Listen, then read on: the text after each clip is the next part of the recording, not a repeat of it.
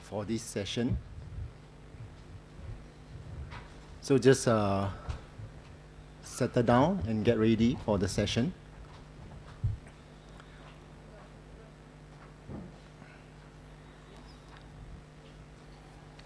So good morning again. Welcome back for the second day of the MGA conference. Can you show my slides? Just to give some introduction. I'll quickly go through that, please. Thank you. So this is the session on innovation in GNSS application. It's a session that's chosen with the title that we want to showcase the innovation in the usage of GNSS technology. So it could come in two parts. One part is about the provider part, how to provide innovative applications, as well as it can come in the part of the user. How do you use the technology in the innovative way? Yeah. So we have a whole list of presenters today. If we can go to before that, let me introduce myself. I'm 𝘗𝘂𝘓𝘂. I'm the Director for Survey and Geomatics from the Singapore Land Authority. I'll be your moderator today. I have a very simple agenda. There are 7 presenters in the list. I'm not sure whether all of them are here today, but I have a couple of them here already submitted the slides. Each presenter have a very short presenting time, and hopefully at the end we have some time for Q&A. And I would like to really keep this session to 1 hour. Yeah. So without further delay, I want to know if Mr. 𝘂𝘂𝘠𝘧𝘪𝘐 is around. If not, I'll give the floor to Asari-san from Japan Space System, to kickstart the presentation of today. Yeah. The floor is yours. Please stand up my presentation. Yeah. Asari's presentation, please.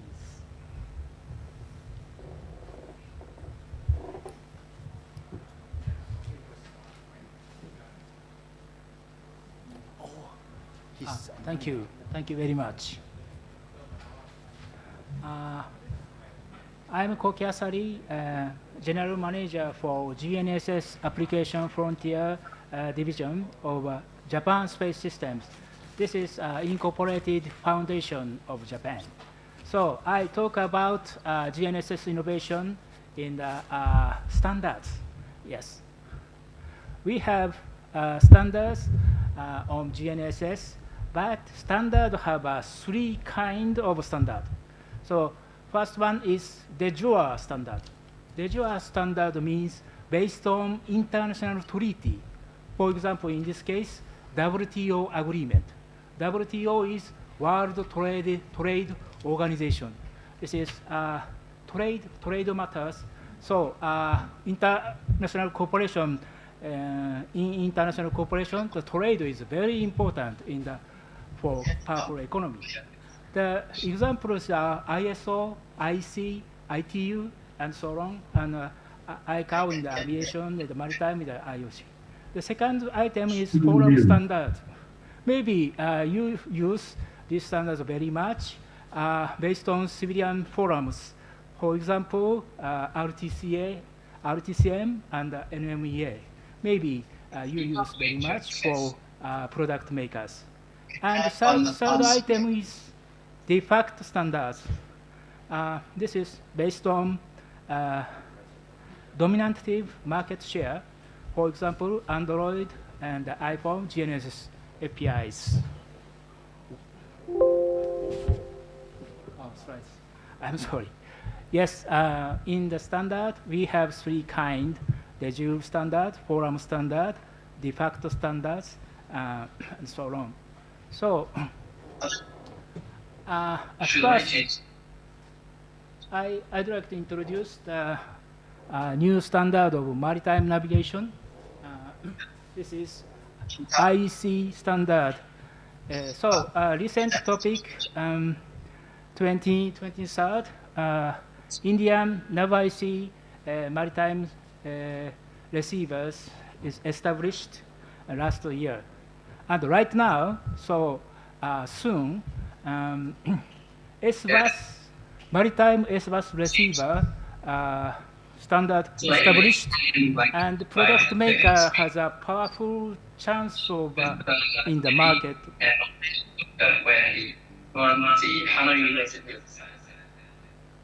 And QGSS receivers next items right now in proposal.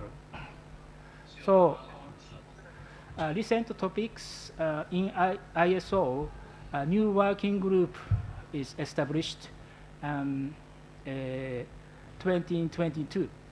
So this is a downstream space service working group in the Committee of Space Systems and Operations. And this working group has 4 pillars: PNT GNSS and remote sensing, and the communication using LEO satellites and space weather. So it covers land applications, maritime applications, aviation applications, To change and your so slide. on. Yes. You didn't change your slide. So a new Slide. difficult. I'm sorry. This slide shows new working group of ISO. It's dedicated to downstream space services and space-based applications for land, maritime, and aviation.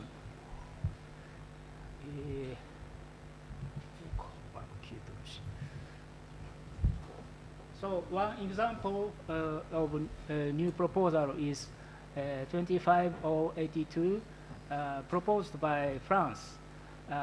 This is related to the ITS intelligent transportation system, including autonomous mobilities. This standard specifies definition of system engineering procedures and establishment assessment of performances. So France proposed other parts, 2 parts, and basic performance of terminals, and part 3 is assessment of security performances. Part 4 test scenario is specifies. We are focusing and review this standard. So this working group has a collaboration categorography. The other committee of ISO and IEC and space organizations, the United Nations, and other forum standards, including 3GPP and FIG and IEEE and IANS.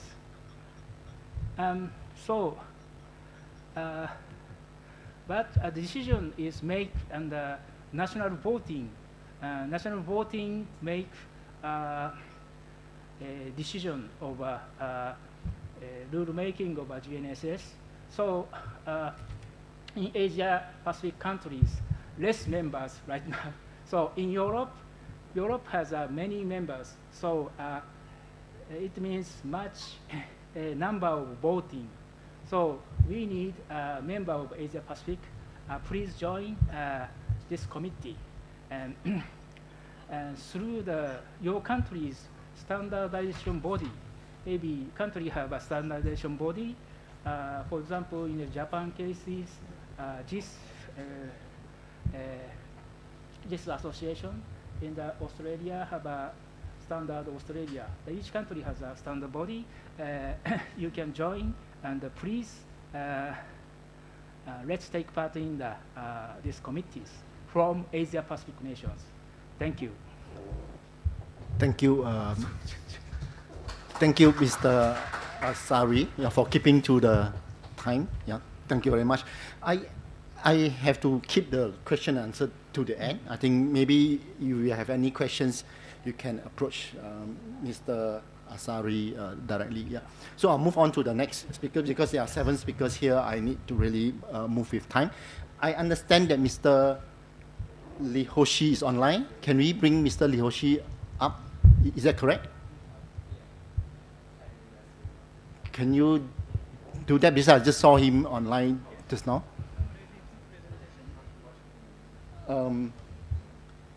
Akira 𝘗𝘂𝘠𝘃 from Pacific Consultant. Is he online to present? Yeah, can you bring him up for the presentation? Okay, if you need some time, maybe we'll just wait for the next presentation. I'll give the floor to Ms. Dr. Parayok. Is Dr. Parayok here?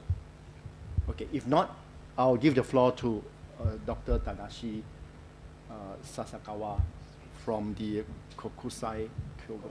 Yeah. I'll give the floor to you.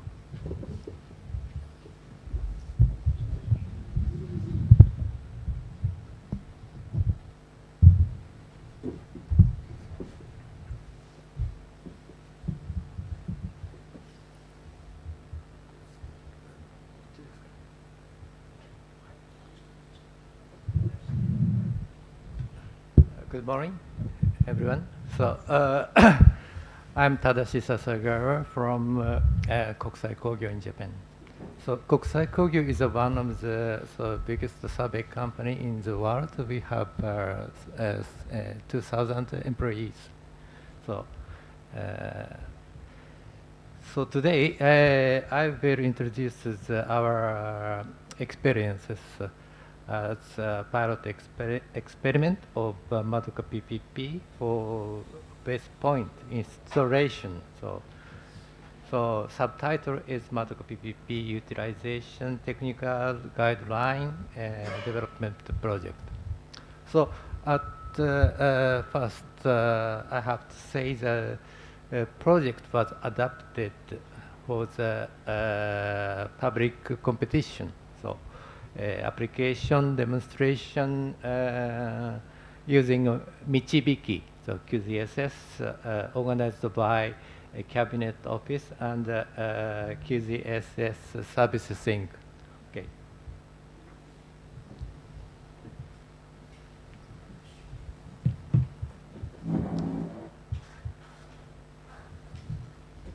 So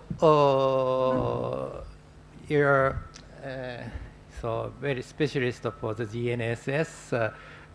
You have known well, so the differences relative surveying or so direct surveying. That means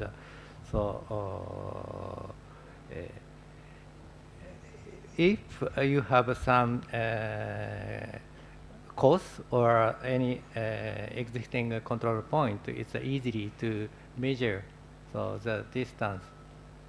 So using relative positioning, but if you don't have any such kind of control points, so like remote island, so too far from land, so we have to apply so SPP or PPP. So you can understand is the PPP is the most effective. So how effective? So we have to verify this situation. So we are now targeting for the official surveying for remote island.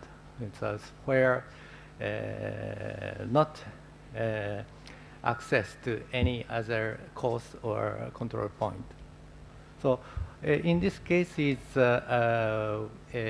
operated PPP in Philippines. So Philippines Geographic Information Authority, its name is NAMURIA. They have regulation to measure such kind of remote island with SPP. In this case, they are now measuring for 8 hours. So only stand-alone GPS. So it's you can imagine. So if you are going to a remote island, it's for 8 hours. It's a very so severe work to carry battery, water, or so no internet. So then, so 𝘂𝘂 PPP is available to augmentation data from 𝘗𝘂𝘧𝘃 directly and free. It's important. So in this pilot system, we comparing RTX by TRIMP. It's also the commercial so PPP. So, but in this case, is commercial. That means not free. So finally, so how to use so 𝘂𝘂 PPP to apply official surveying in remote island. So we have to make a technical guideline. So how long measure? So how to inspect? So the if it is correct or not. So in this case is we criteria so have standard deviation at 5 centimeter. So that means cycle error 95 is 10 centimeter. So and vertically accuracy, sorry, I'm sorry. So so vertical accuracy is standard deviation 10 centimeter and CE 95 20 centimeter. Then, so how to realize such kind of criteria of accuracy? So at first, we did the verification so experiment study in Japan. So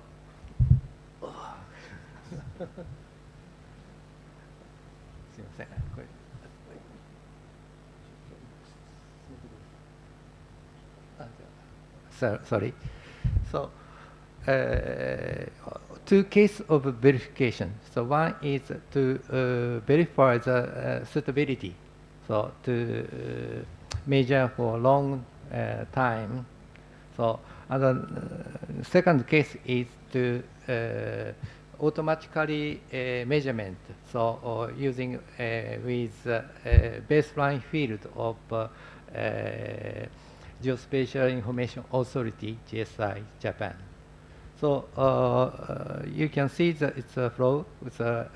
We are using a splitter in the simultaneously. Its signal is divided to 𝘂𝘂 and RTX and so original data so capturing. So this is the result of the 72 hours of observation. So blue is the vertical side of SPP. The orange is also the horizontal side of SPP. So yellow is 𝘂𝘂 PPP. So one span is 8 hours. Then totally 72 hours.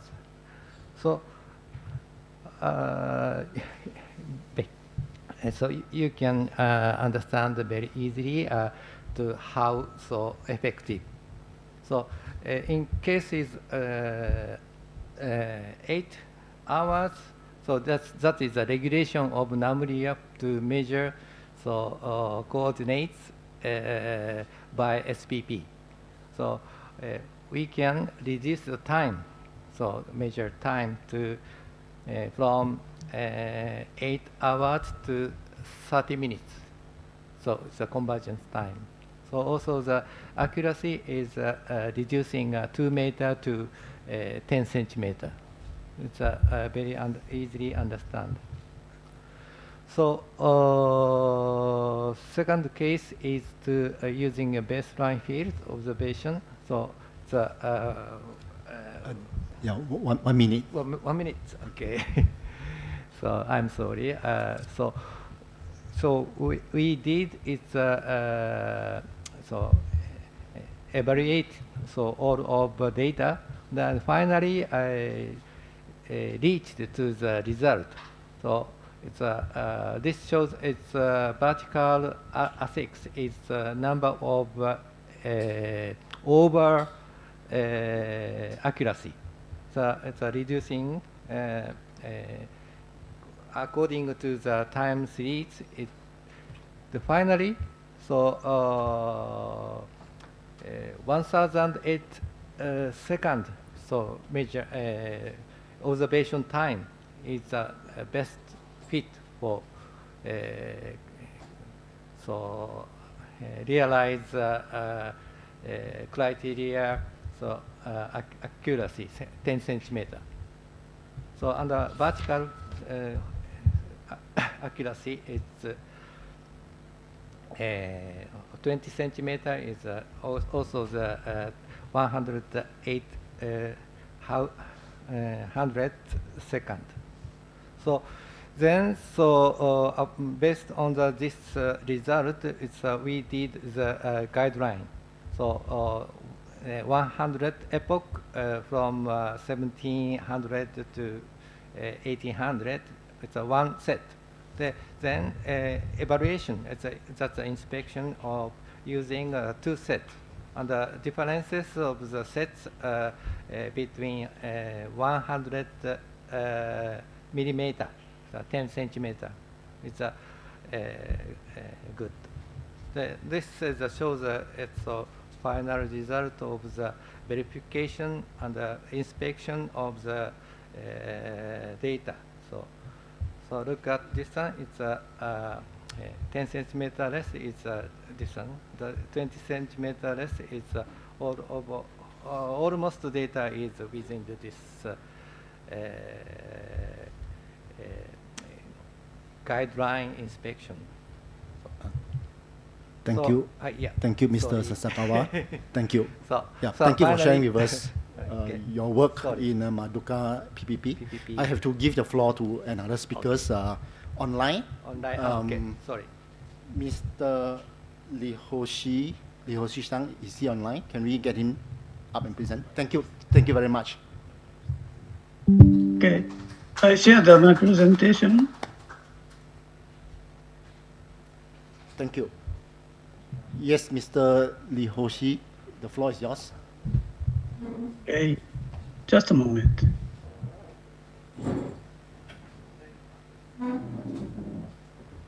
You can see my presentation? Yes, we can see your presentation. Go ahead. You have about 9 minutes. Oh, yeah, okay. Good morning, Sawadee everyone. I'm 𝘂𝘂𝘓 from Pacific Consultant Japan, and I'm happy to share my presentation with you today.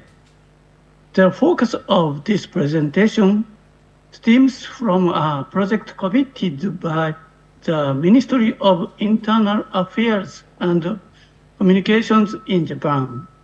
Today, I'll be discussing our findings regarding road surface measurement lane by lane and flooded area altitude measurement in this feasibility study. Let's dive into the contents of this presentation. Okay. In essence, our aim was to kickstart a new business utilizing Multi-GNSS through this feasibility study. We had 3 services utilizing Multi-GNSS in this feasibility study. First is location detection service for stolen motorcycle. Second is a road information service by then with road surface measurement of vehicle. Third is prediction service for road profile and flooding hazard areas. The location detection service for stolen motorcycles involves cars equipped with a Mitsubishi receiver detecting a Bluetooth ID of a stolen motorcycle, accurating users to accurately identify its location. The road information service collects and provides road surface information by lane. The prediction service is using Mitsubishi to provide attitude information of flooded areas. Despite similarity to Apple's AirTag, the principle of stolen vehicle location detection using Mitsubishi did not improve position accuracy. Moving on to the result of the road information service by lane, we confirmed that the position of the Mitsubishi receiver can capture data by lane, but it's not possible due to some accuracy issues in high-rise building areas. Driving on each lane of a 4-lane road with a road condition measurement vehicle revealed areas with a poor road surface condition highlighted in red. Next, I'd like to explain Mitsubishi receiver. We utilize the Kohaku 10 Plus receiver showcased on the core company website. Mitsubishi receiver's horizontal precision standard deviation was approximately 2 or 3 centimeters upon actual precision checks. And attitude measurement at triangulation point in Japan showed an error of around 10 centimeters. And altitude difference error was approximately 2 or 3 centimeters. Next, let's dive into the detail of lane identification.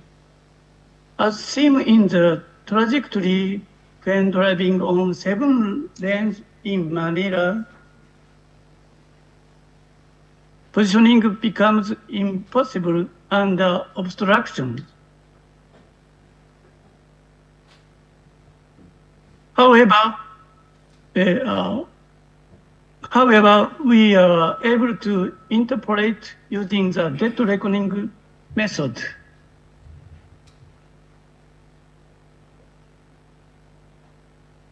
Mathematical lane identification involved calculating straight line equation for each lane and the intervals between them, representing the actual lane spacing.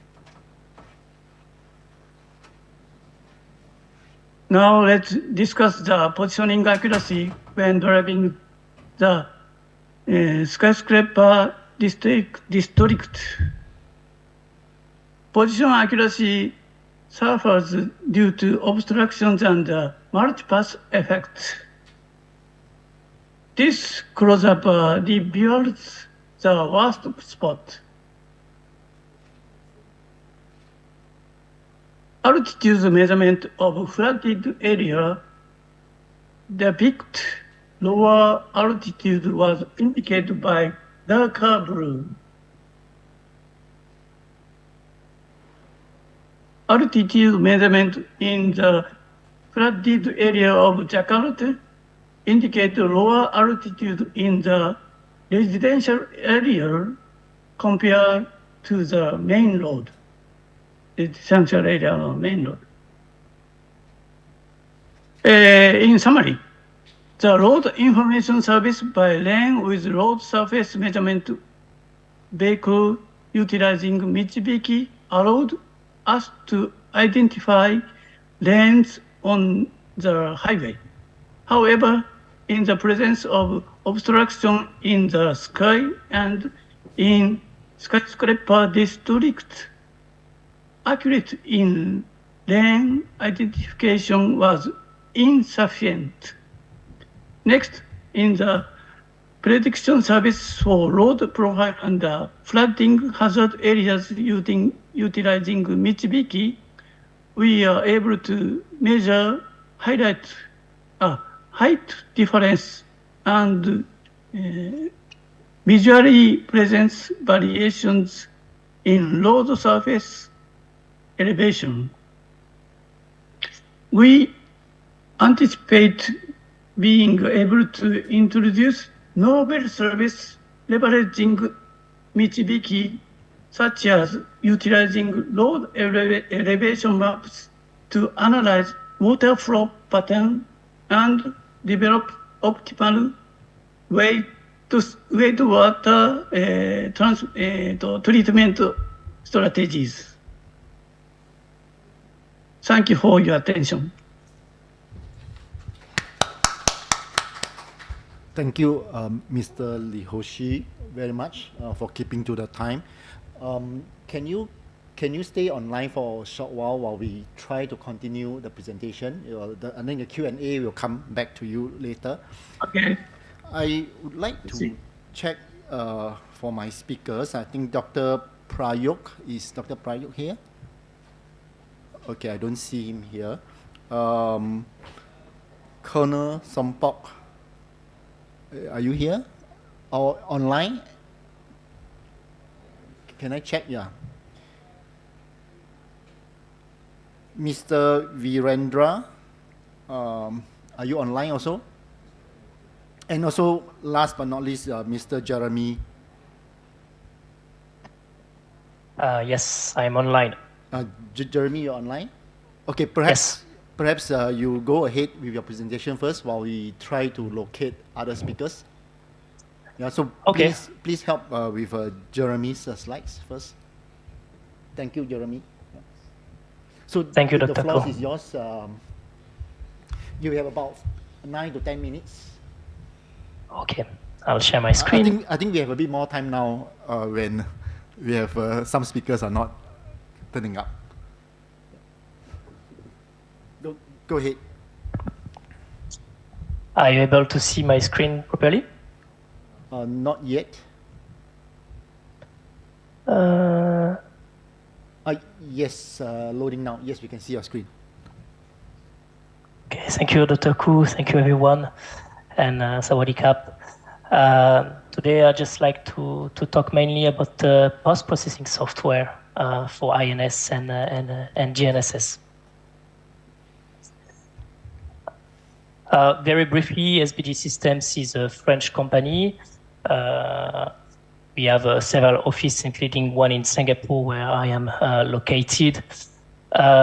We started from the IMU, not really from the GNSS at start, but by focusing with the IMU and the fusion with GNSS to develop INS. After releasing many hardware, we are also now developing a high capacity and expertise in a GNSS processing, particularly through post-processing. So 𝘗𝘂𝘢𝘠 is one of our solutions that we dedicate to a surveyor, but also to any company that wants to do a dynamic testing or ground truth reference. As we have seen in other presentation, we also always have a few difficulties with real time.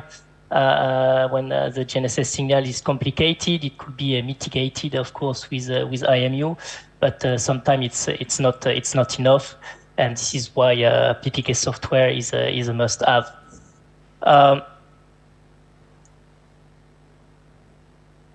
why is PPK in particular interesting? Well, in case of IMU, of course, is the capabilities to improve the data and to maintain a high accuracy. In case of GNSS outage. Why? Because in real time, you are sometimes limited by the CPU of your embedded product, but also because in real time, you can only have access to the past data that you have. When in post-processing, you can actually have a complete view of your data, meaning you can see the past, but also the future of a point and of your trajectory. And in that case, you can do what we call the forward, backward, and then a merge in order to get the highest accuracy. The other advantage of post-processing is the ability to get rid of real-time communication equipment. If you don't want to have a communication between your rover and your base station, it's possible to directly have access to base station and course network that are around the world. It could be free or paid, of course, but at least you can have a more reference station accessible quickly. In addition to that, of course, you have access to this core station, but post-processing allows to have accurate virtual base station. So playing with multiple base station in order to increase the accuracy. Because, for example, you have long trajectories in case of aerial survey, for example. We can also have access to a free PPP 24 hours after the mission, and this is particularly interesting in case of remote islands, for example, or offshore survey.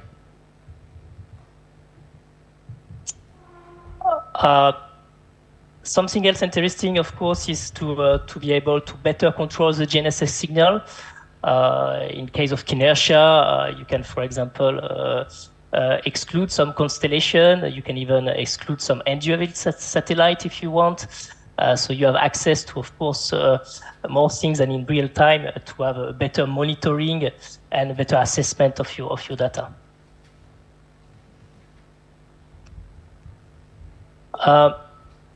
Something interesting also is to have more data integrity.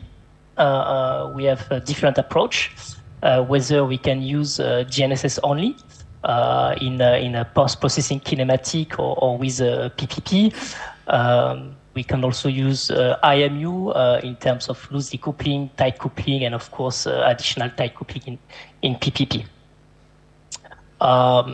A new ability, for example, is now to be able to use, in case you had a real-time communication between your rover and your base station, you can also use this live stream RTCM to directly integrate it in our PPK software. Okay, let's talk a bit more about innovation here. These are previously are very generic, even if we do it well for several years. Another key point of PPP, of course, is to have an accuracy retention of a long baseline. So the RTK is nice, and of course it's very interesting to have a centimetric level of accuracy, but sometimes you cannot reach because you have a long baseline. Or more and more today, you have some very high solar activity, and as you know, for GNSS, it's method of differential, but the ionospheric irregularities are more and more complex. And particularly those coming years, we expect the peak of this solar activity to be around 2025. You have probably already seen as a surveyor that your accuracy close to your base station is already drastically reduced. So before you can really achieve centimetric around 20 kilometers, but sometimes, of course, it depends on the day, of the location, of the time of the survey. It could reduce drastically to these solar activities. What we have done and what we have newly released, it's new algorithms. We call it ionoshield. This is the capacity to mitigate these errors induced by the solar activity. what is interesting is we are getting access, of course, to database available on this solar activity and ionosphere regularities.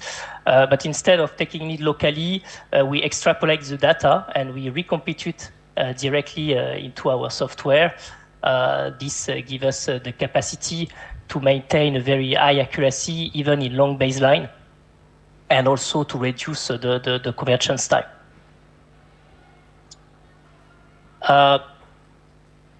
Just to finish quickly, how it is handled inside the software, it's very very easy. We have directly an interface, and we have set up, of course, some activation threshold.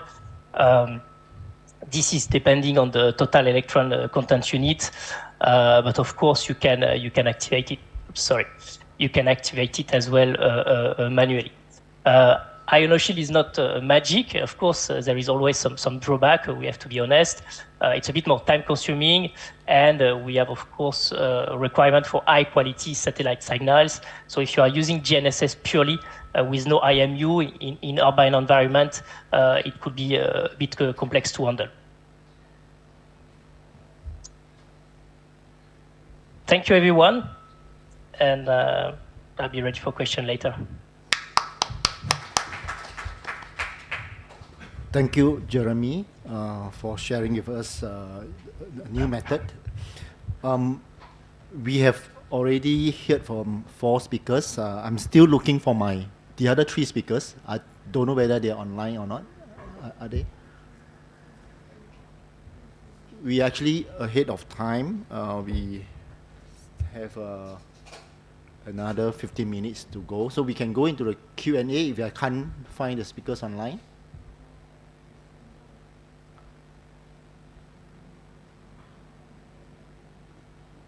I'll just ask them, if you're online, please identify yourself.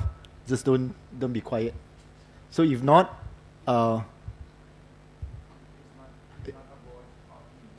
okay. So we have heard from 4 speakers today on the different innovative applications of GNSS.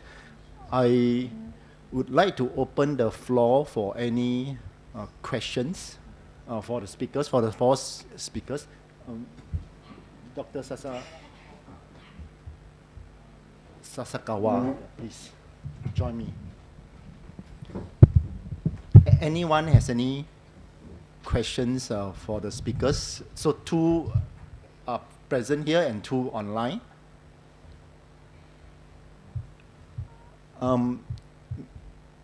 Maybe I would start with Asari-san. I actually want to give the floor to you back again now, because you have some message that you want to share with the participants, some requirement. Yeah, so I'll give the floor back to you for a short while.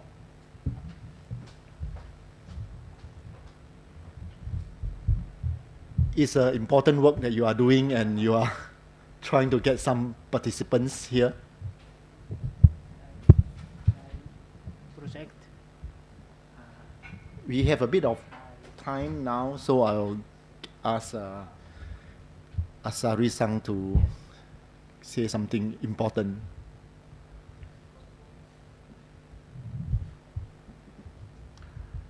Yeah, come back again, and I explain today's situation. Can you project my slide? Possible?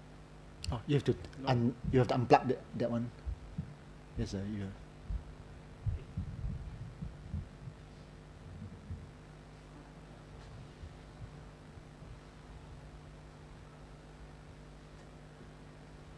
Yes. Yes. I'd like to say my message again. So there is a standard on GNSS, 3 kind of standards. First is de jure standard.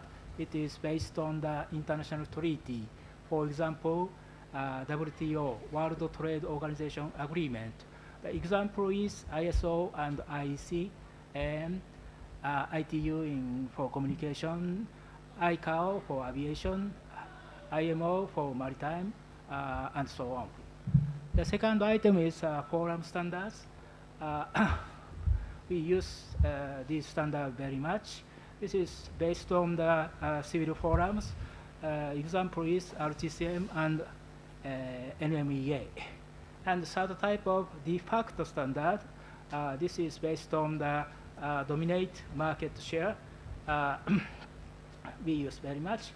For example, Android and iPhone GNSS APIs. So now new working group is established in ISO TC20 SC14 named downstream space service and space-based applications in the covered land applications, maritime applications, and near space applications. This committee is chairman is from United States, and working group convener is from France, Miguel Ortiz from FL University, and I'm a deputy convener. So right now, so member is Asia Pacific member is less. So European countries, many countries take part in this committee, but I'd like to say let's take part in this committee from Asia Pacific nations. Your country have a standardization body, so you can join this committee through the standardization body in your country. Thank you. Thank you for that. Yeah, I think it's important message, an important work that you are bringing. And for Dr. Sasakawa, I think you have one more slide that you would like to emphasize on. I'll give the floor back to Dr. Sasakawa. Sorry for rushing you just now.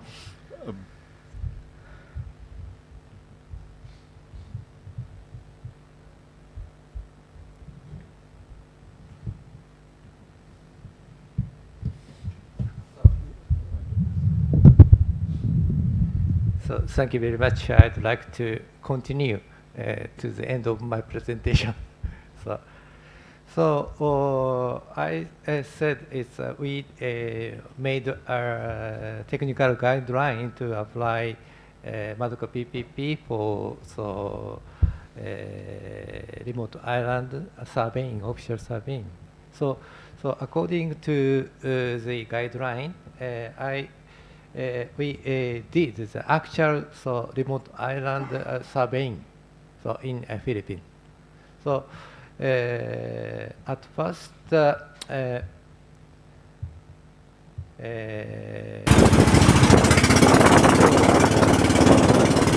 base point, base control point. So 𝘂 PPP.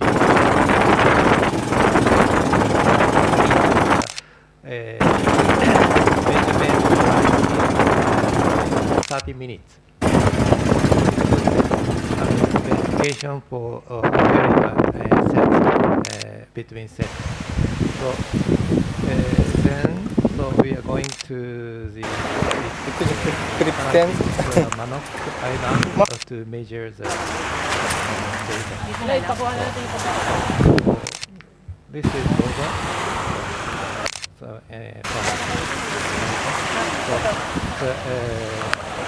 radio communication.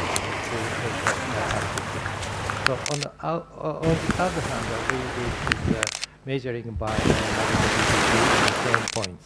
So this is the result of the comparing the RTK and 𝘂 PPP. But this RTK is from the base point. Base point defined 𝘂 PPP.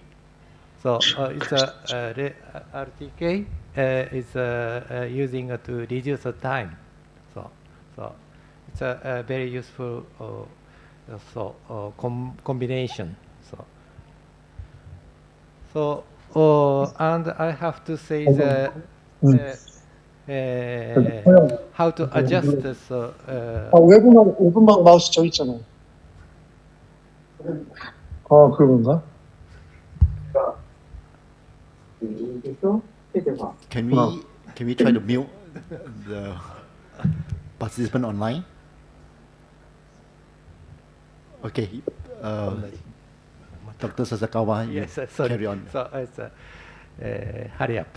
So, and the important thing is Madoka PPP is on the coordinate system of WGS84. That means the current coordinates. Then, so we have to convert this coordinate system to national geodetic coordination. So, in case of Philippines, so from WGS84 to PRS92.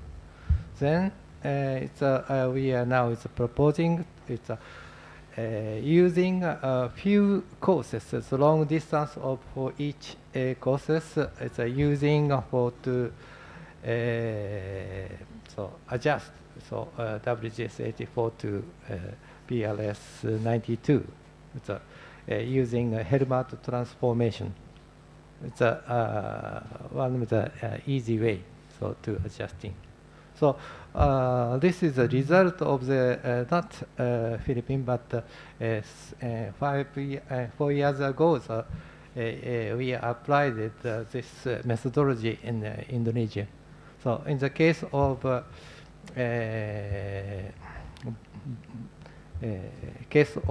data, red is original, and Helmut transportation, so final result is blue. It's adjusting to the true value. So the 6 centimeter, 18 centimeter is improved to the accuracy. So thank you very much for my presentation. So. Thank you, Dr. Sasakawa. Yeah. So again, I want to open the floor for any questions. We still have about 8 minutes for this session. I'm not sure online. Can they ask question? No. Okay. So anyone here that would like to ask question? If not, let us thank the 4 speakers, 2 here and 2 online, with applause. Thank you very much. I would like to close the session and pass the floor to the next session, the moderator for next session. Thank you. Thank you.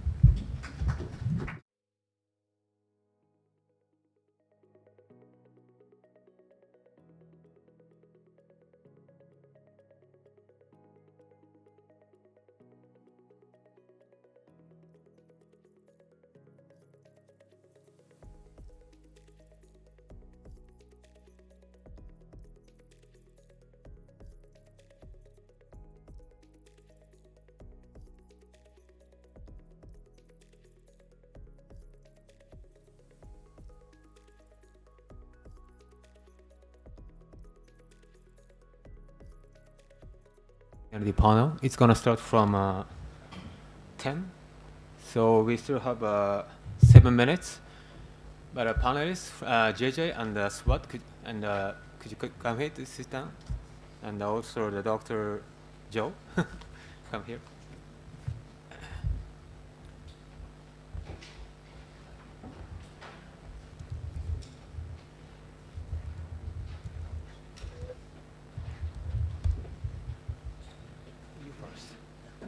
Already shown.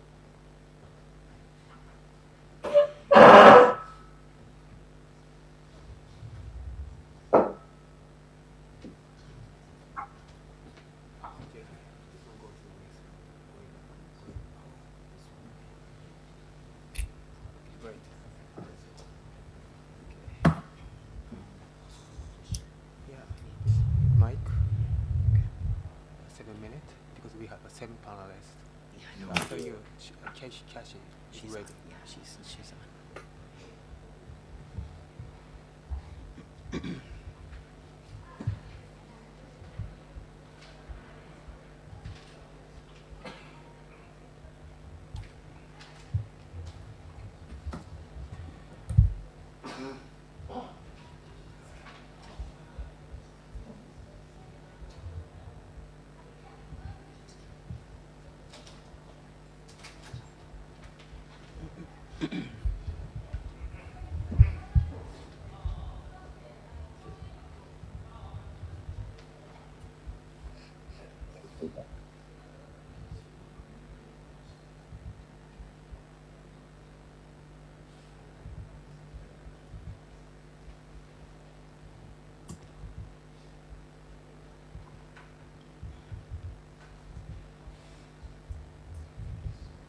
Good morning, Masaya. This is Javier Ventura. Simply to tell you I'm here. Hey, Javier, nice talking to you. We will still have about 4 minutes before the session starts, so could you wait? I wait. Thank you very much.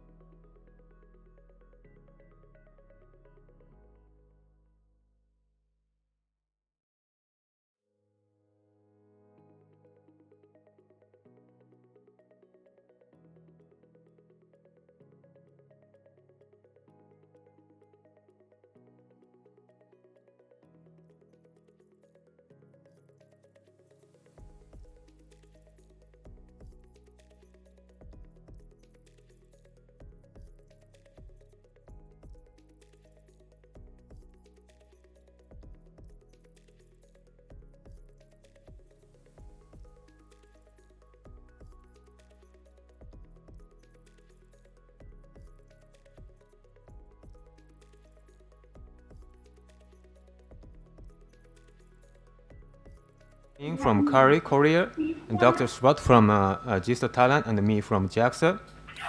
Okay, because we only have 1 hour, we would like to start with JJ from NASA. So please start your presentation. Check. Okay, Sawadee Krap. Good morning, everyone. Wonderful to be here. This is the 14th MGA meeting, and I think I've missed 2 in that time, and so it's been an honor always to support Satoshi-san, and of course to be here with all of you today. So I have my watch. I have 7 minutes. We have 7 people in 1 hour, so I might be speaking a little bit quickly, but I think that what we want to do is give you kind of a broad view of what lunar PNT is, and of course it's going to be more and more important as the evolution of space exploration continues. And so, with that,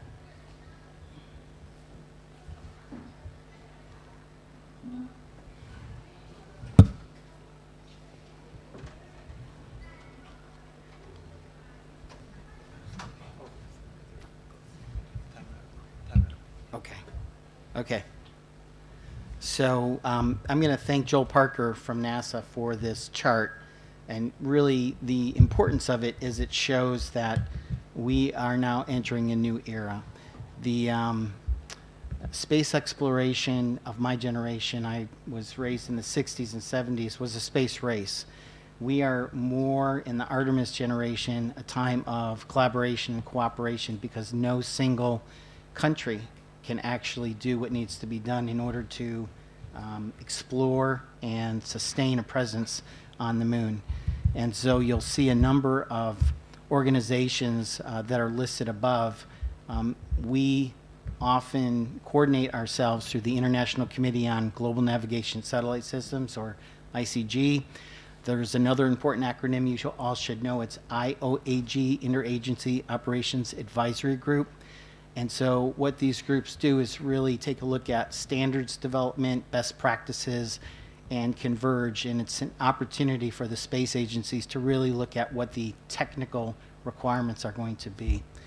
And so because each nation has different objectives, here's where we come together and really discuss where do we find synergies that we can support each other on. In terms of lunar PNT, of course, positioning, navigation, and timing are simply the services that are going to be required in a lunar environment.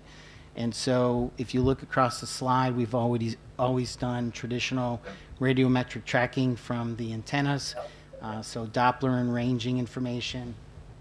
And then, of course, NASA has the TDRS, a tracking data relay satellite system, which is basically a series of geosynchronous satellites that allows us to maintain constant contact for human spaceflight, other applications that are more important for International Space Station, for instance. And then, of course, we're all familiar with GNSS. It was built for terrestrial, maritime, and aviation users, but we are now seeing an evolution of a new space user group being developed, and that's, of course, the space users that are using GPS as standard equipment. And I'll give you a quick example. I used to work at United Airlines. You had to pay money to put GPS on an aircraft. Now you would have to pay not to have it. It's become standard equipment. And if you talk to the satellite operators, most of the platforms that are going up do have some form of GNSS on there. So it becomes our collective responsibility to ensure that the environment they're operating in remains pristine, the spectrum is protected, and my NASA colleague, 𝘗𝘂𝘓 Sham, will be speaking about that next. And then we have our pulsar navigation. So just think of this as kind of a galactic GPS, where we're way out beyond where we can get GPS signal coverage. And so pulsars are actually very similar to GPS in that they provide a signal that can actually be tracked if you have the proper equipment. So a galactic GPS is more for deep space operations, and we'll see more of that as we progress from lunar to Mars missions. And then finally, optical navigation. Everyone's very familiar with it. You know, you have a database on your platform, your terrain mapping, and of course that becomes very precise and important as you get closer to these planetary bodies that you may land on, including even asteroids, as you're familiar with our OSIRIS-REx mission that just occurred. So I think many of you have seen this chart in the past, and this is really the evolution of using GPS and GNSS beyond what it was ever intended to do. It's using the energy that spills over the limb of the Earth, but we all know that it's going to be much weaker signal. You're not going to get as good of coverage, and so combining GPS plus Galileo plus GLONASS plus Beidou may give you the best position fix. We already see it on our phones, right? It's becoming standard. And so this is kind of where we're going in the ICG. And again, it's very important to the space segment that we continue to collaborate and share information. GNSS is already embedded into our space operations. What we've been doing is a series of experiments with launch vehicles where we're adding Galileo, GPS plus Galileo for more resilience. It's something that our national policy says really will assist to take the human out of the loop with some of the launch operations. So we have what's called autonomous flight termination system. You have GNSS. If it strays out of the airspace that it needs to be in, it'll actually self-destruct. So it's becoming more autonomous, and that's kind of the key, greater autonomy. Attitude determination on ISS. We have antennas on the truss of the ISS, and we could actually do attitude determination and have done it for many years. And then, of course, the formation flyer that's up in the corner, this is a heliospheric mission, and it's called magnetospheric multi-scale mission. It's actually halfway to the moon, and we are getting 5, 6, 7 satellites in view. No one ever thought that we would be able to do that. So it now holds the world's record in terms of the furthest going out. But a formation flyer halfway to the moon really opens the door to what may be what may be possible with using GNSS on the lunar surface. In the interest of time, I'm just going to keep going. The bottom line here is we know it's going to be a gradual evolution. We're not going to just snap our fingers and have GNSS capabilities on the moon, but we do have it broadcast in space, and it's something that we can use in the interim. It's an incremental stepping stone until we're able to actually build out lunar architecture. The lunar architecture is going to consist of integrated comm and nav systems. And so this simply shows that it's a progression. This type of application from these systems, we can do many things from satellite servicing to actually being able to operate on the moon. Here's the example.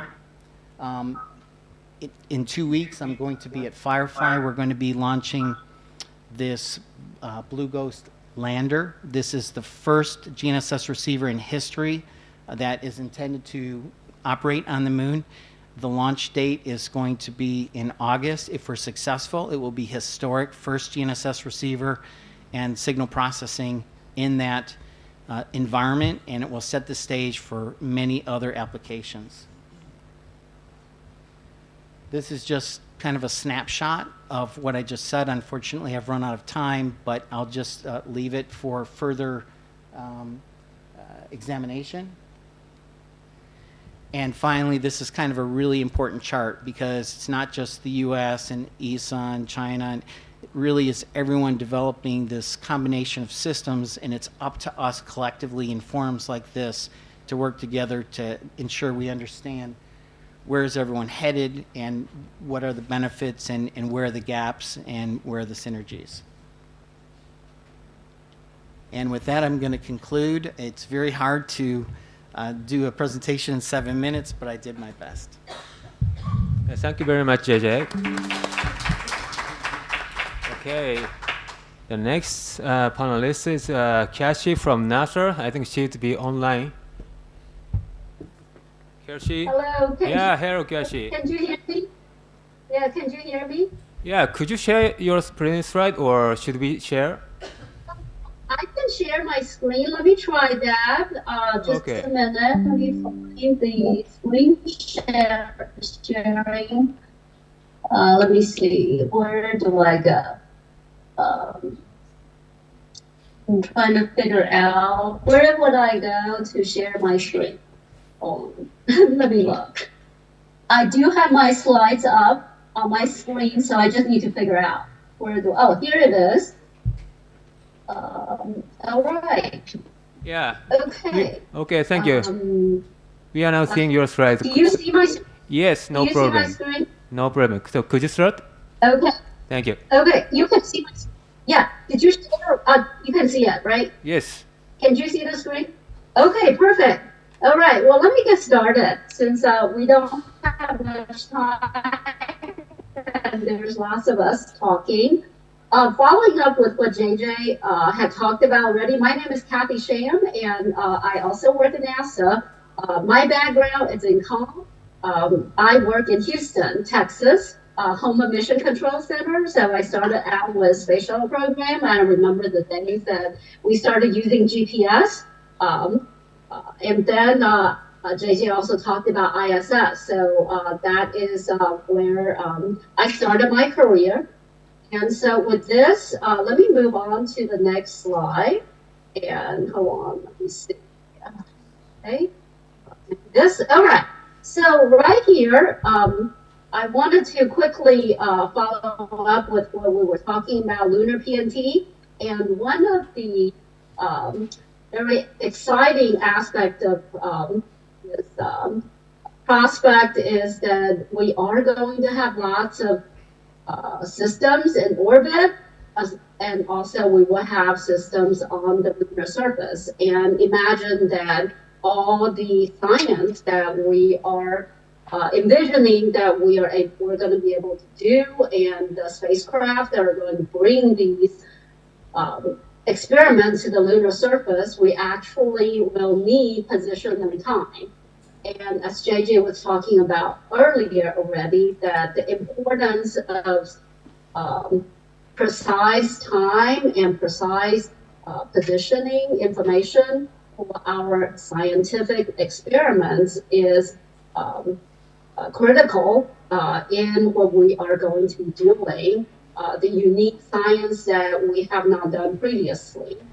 So the development of in situ PNT service is ever more critical.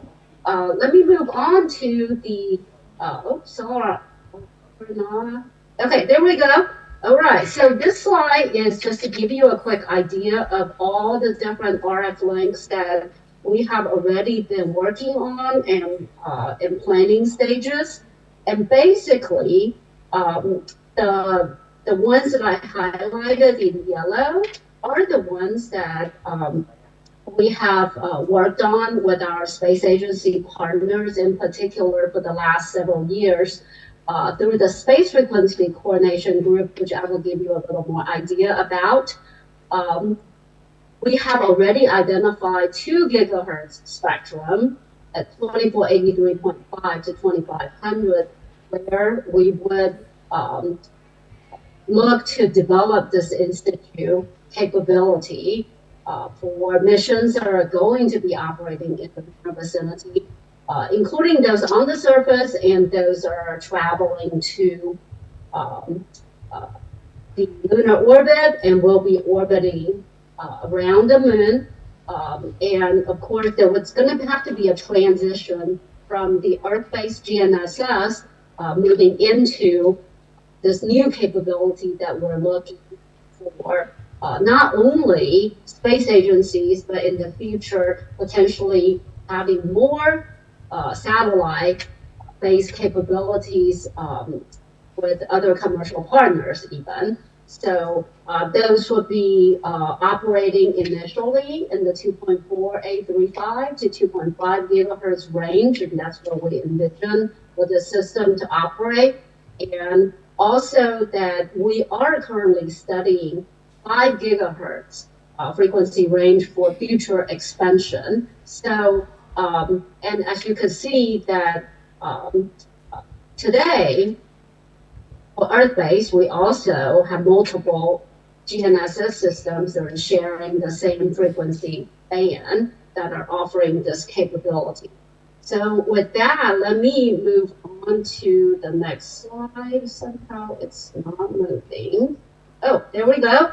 Okay, lunar spectrum management. This is a term that we started using a few years ago because this is something that we felt that based on our past experiences cooperating between space agencies, it's very critical that we all work together And as JJ said already, that we are this time around going to go together globally with many partners rather than going alone. It's not a race, but a collaborative effort that we have scientific community, commercial community, US, and our government agencies and other administrations and their efforts. And so everyone, we wanted to make sure that everybody would benefit from this exploration effort. And so we are leveraging what we learned before to take it forward. So with that, same problem with what we had with the other one. Sorry, could you mute? The SQL server, Sorry, not Ksy. So everybody connecting Zoom, could you mute?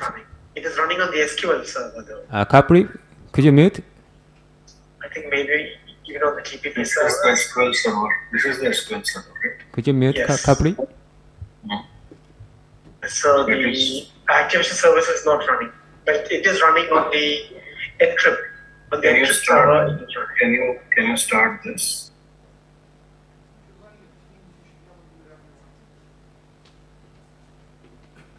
Okay, Ksy, you can start. Ksy, you can start. Ksy, please start. Okay. All right. So okay. Okay. Can you hear me again?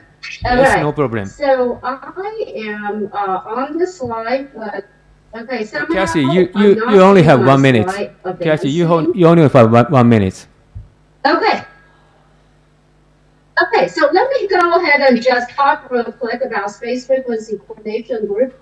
Space Frequency Coordination Group is a group of civil agencies, and we work together for many, many years together to advance our collective missions. And one of the most important things that we are actually doing right now is working on a future agenda item in the ITU to ensure that we have protected spectrum that I talked about, 2.4 to 2.5 gigahertz range, so that we could support the lunar PNT development.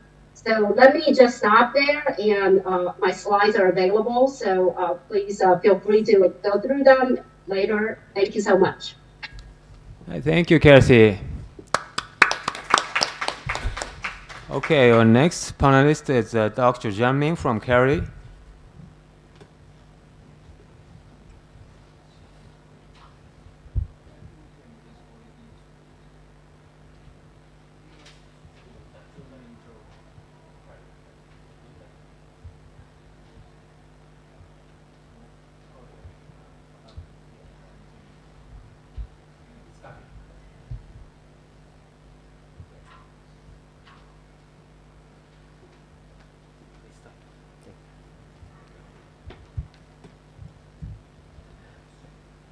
Thank you, Dr. Russell.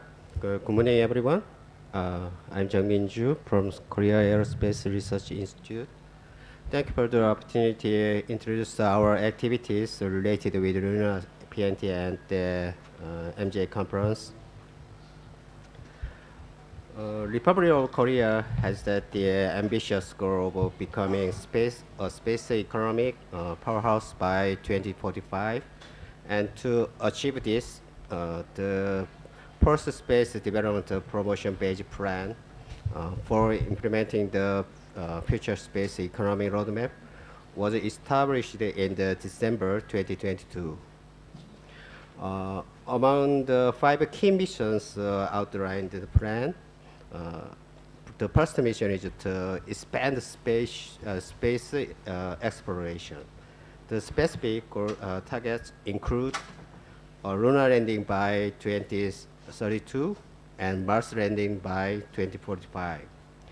In the line with the goal of strengthening international cooperation for exploration, space exploration, we have been actively participating in the Artemis program led by the United States since 2021. Reflecting the significant national interest in space exploration and space economy, Republic of Korea is planning to established the Korea Aerospace Administration. 不过能放进来，如果还有东西，你就想别的办法，最好找个稳定一点的。好，稍等，我看看啊。Okay, please mute everybody. Xiongwen, please mute. Okay, please start. Okay.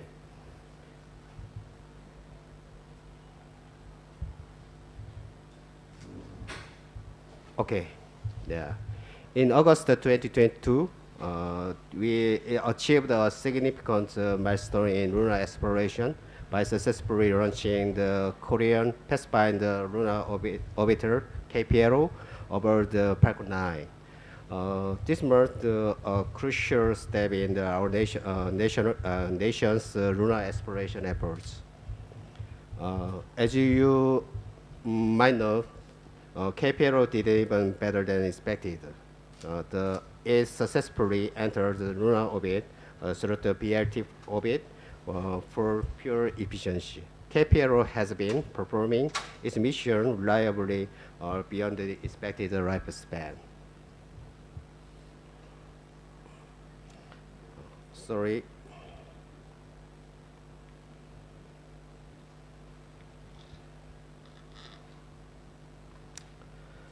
Looking ahead, we aim to initiate the development of a lunar lander this year with plans to launch it using our own technology and next generation launch vehicle by 2032.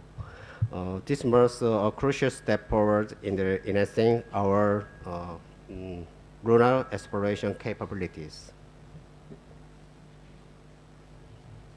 In addition, since 2022, we have been actively engaged in the development of the Korean Positioning System (KPS).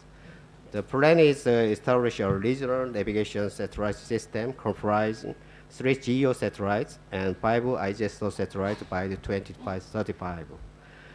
If this happens, it is expected that the 𝘗𝘯𝘃 signal will be able to use in the lunar PNT system currently under development.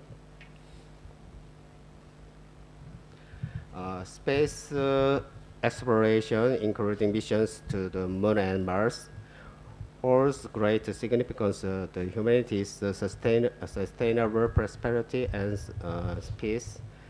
The Republic of Korea is committed to a long-term space exploration plan aiming to enhance its independent capabilities while strengthening global cooperation in space development. The lunar PNT system stands a core element of lunar exploration and lays the foundation for Mars exploration. We look forward to collaborating with international partners in its future development. Yeah. Thank you for your attention. Thank you. Okay, thank you very much, Dr. Xiongwen. Okay, next presentation is from Javier. Javier, are you online? Javier, please unmute your mic. Hello? Hello, I can hear you. Yeah, could you share your slide? Yes. Okay, thank you. You confirm me when you see those? Yes, we are now seeing. Please proceed. Okay, so very good morning. Pleasure to be in this panel with such good colleagues. So I am going to talk about the Moonlight Lunar Communication and Navigation Service, which we are developing at Europe, at the European Space Agency, together with industry. As in the title you can see, it's a new paradigm in lunar exploration.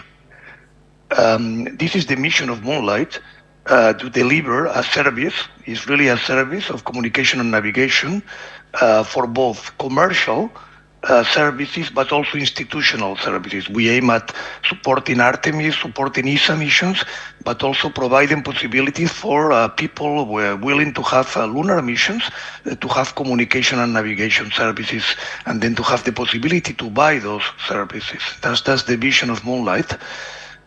You can see here the services we are providing, we are integrating communication and navigation into the same service.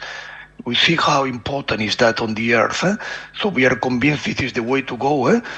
We will provide high data rate in K-band. We also provide communications, telecom operations, and audio and video streaming. We also have communications in S-band, and then position, velocity, and time precisions, a GNSS-like service with an initial operation, as I will explain, in 2027, and a final operation in 2030. You see here a little bit the schedule of the planning. You see the picture here, it is the moment, it's a very historical point where the ministers of the ESA member states approved our mission. It was last year in November. So we are starting exactly next week the implementation phase with industry. We are starting what we call the phase P2CD. So aiming at initial services. It will be a communication and initial satellite of navigation in 27. And as I mentioned, the full operational, the complete service should be by 2030. This is the service area where we are proposing our services during the next 10 years, 15 years, from 70 to 90 degrees south. And then you can see 200 kilometers height. This is the landing space. And we are also providing, of course, a service for a low lunar orbit as well. And you here can see a little bit in a summary the requirements we have for position, velocity, and time.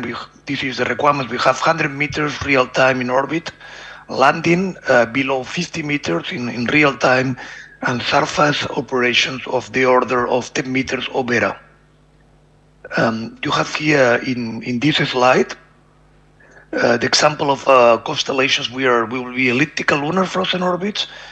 You can see the initial constellation of 4 satellites. This is an example. Industry is now doing the final tuning, but will be very similar to that. 24 hours orbits guaranteeing that we have a minimum, as you can see here, of 15 hours of continuous navigation every 24 hours in the South Pole. These 15 hours are fully predictable, and the system will be very similar, very, very similar to the GNSS we have on the Earth with similar complexity receivers. This slide illustrates on the bottom the actual performances we are simulating with a very accurate simulations, and on the top the requirements we have. I will give you now some details on the performances we are assessing today, and this is the result of very thorough simulations, really emulating almost end-to-end our system. The first one I am going to emulate is a typical landing using moonlight. As you know very well, landing is the most delicate operation in lunar exploration, with only 50% more or less of successes. And this is a typical landing profile, the typical 1 hour operation with the final pitch up maneuver, which is the moment we are approaching. We emulated our example in this place in Connecting Ridge, which is one of the areas proposed for Artemis 3 to be representative. And you can see in this slide the typical performance we get. It is the order of 19 meters, 20 meters. This is the accuracy we get with a very simple altimeter and a very simple IMU. We don't have a Doppler radar, we don't have visual cameras. It's really a change of paradigm. This will allow, for example, landings in permanent shadow regions where you cannot normally use optical visual, and also landing on the other extreme in peaks of eternal light, places where you need to have a very high accuracy.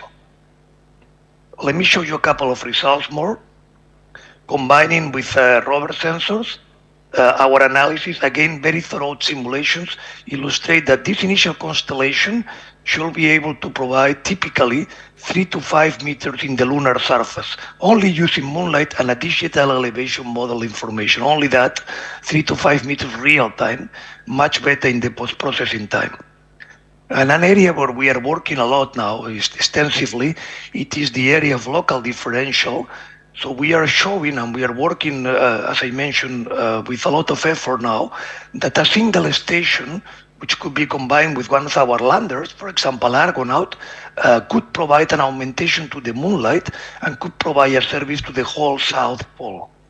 We are demonstrating that with our analysis with performances below 1 meter accuracy using moonlight and differential corrections, which are provided through the moonlight navigation channel. So any user in the area in the South Pole may benefit from this service because of the absence of IONO, the correlation of the error, the correlation is very low. I finished by mentioning the importance that ESA is giving to international cooperation. We are working with NASA and JAXA in the international standards LunaNet, and very importantly, we have advanced very much in the standards on the signaling space description for the LunaNet PNT signaling space. It is important to note that today, with the level of definition we have, we can start building already receivers LunaNet compatible. And this is my last slide, just to illustrate this interoperability test we are planning to do together with JAXA and NASA. This could be by 2028 when we have our initial showing that together we can provide a service and showing that we can demonstrate interoperability. This is the way we think we need to go, and we are very willing to cooperate with other space agencies.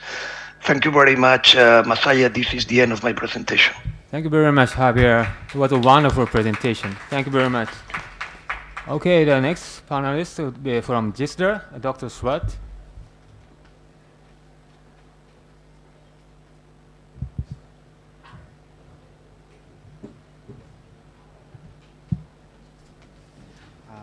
Good morning, everybody here and in the online channel.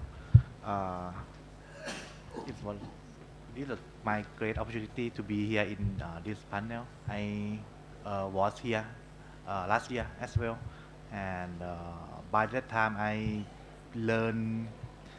can learn many things. I mean, from because I'm relatively new to this field of the lunar PNT system. And by that time, I have learned that we also, in the global area, we also try to complete try to develop this technology as well.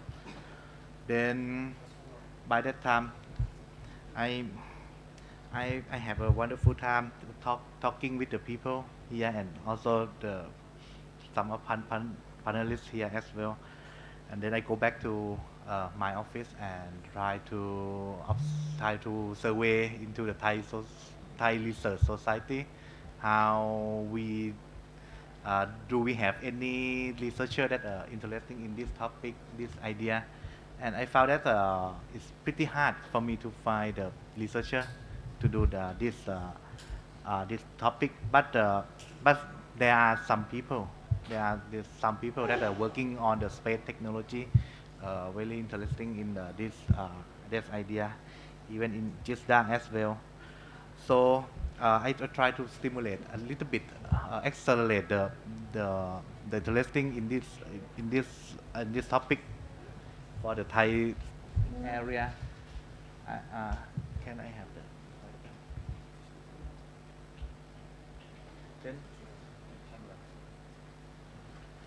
yes. Then I go back to my organization. My organization is a space agency in Thailand, and then my executive director he want to develop the new space economy in Thailand, and one thing that they made that is among 5 topics that he emphasized is a space for future mankind, and in that for space for future mankind, we emphasize on 2 things. One is space experiments and space experiment, moon and Mars exploration, and another thing is a spaceport. So it means that this topic is already emphasized by my organization, and then we want to accelerate on this topic. And earlier we play the role as a facilitator for this topic, and then we try to gather around the researcher and then try to make a suggestion to Thai policymaker about the topic that we have. So one thing that we are doing in the previous year is we try to develop a white paper about the space research in Thailand. And in those areas that we try to push is this space exploration and utilization. So in that plan, we wrote a white paper, and then we gather around the researcher or in Thailand who work in this field, and so we propose this topic to the Thai funding agency to set it as the strategic plan for the Thai researcher. And now we have some progress to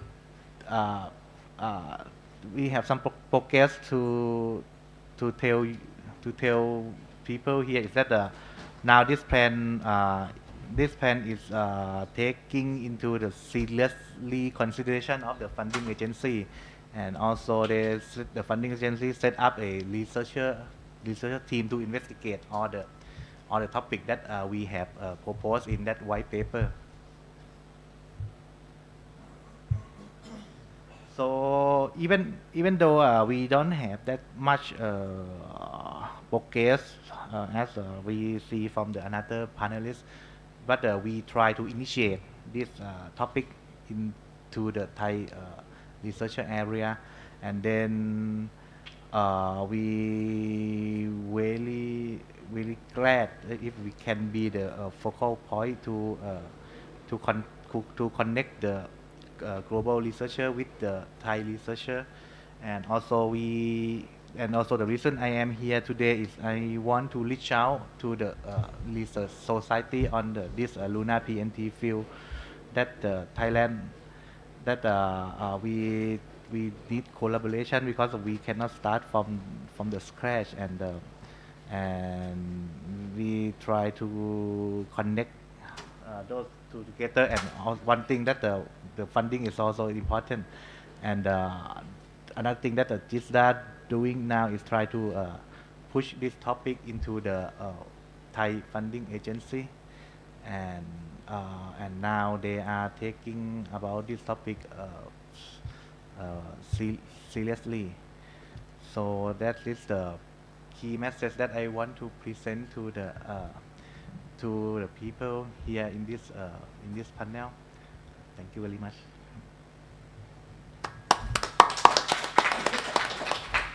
Thank you very much, Dr. Swart. Okay, let's move on to the next panelist from China. Xiaowen, could you share your presentation slides?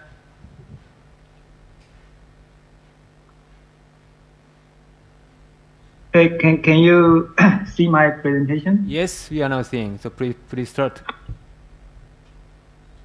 Okay, wait a minute.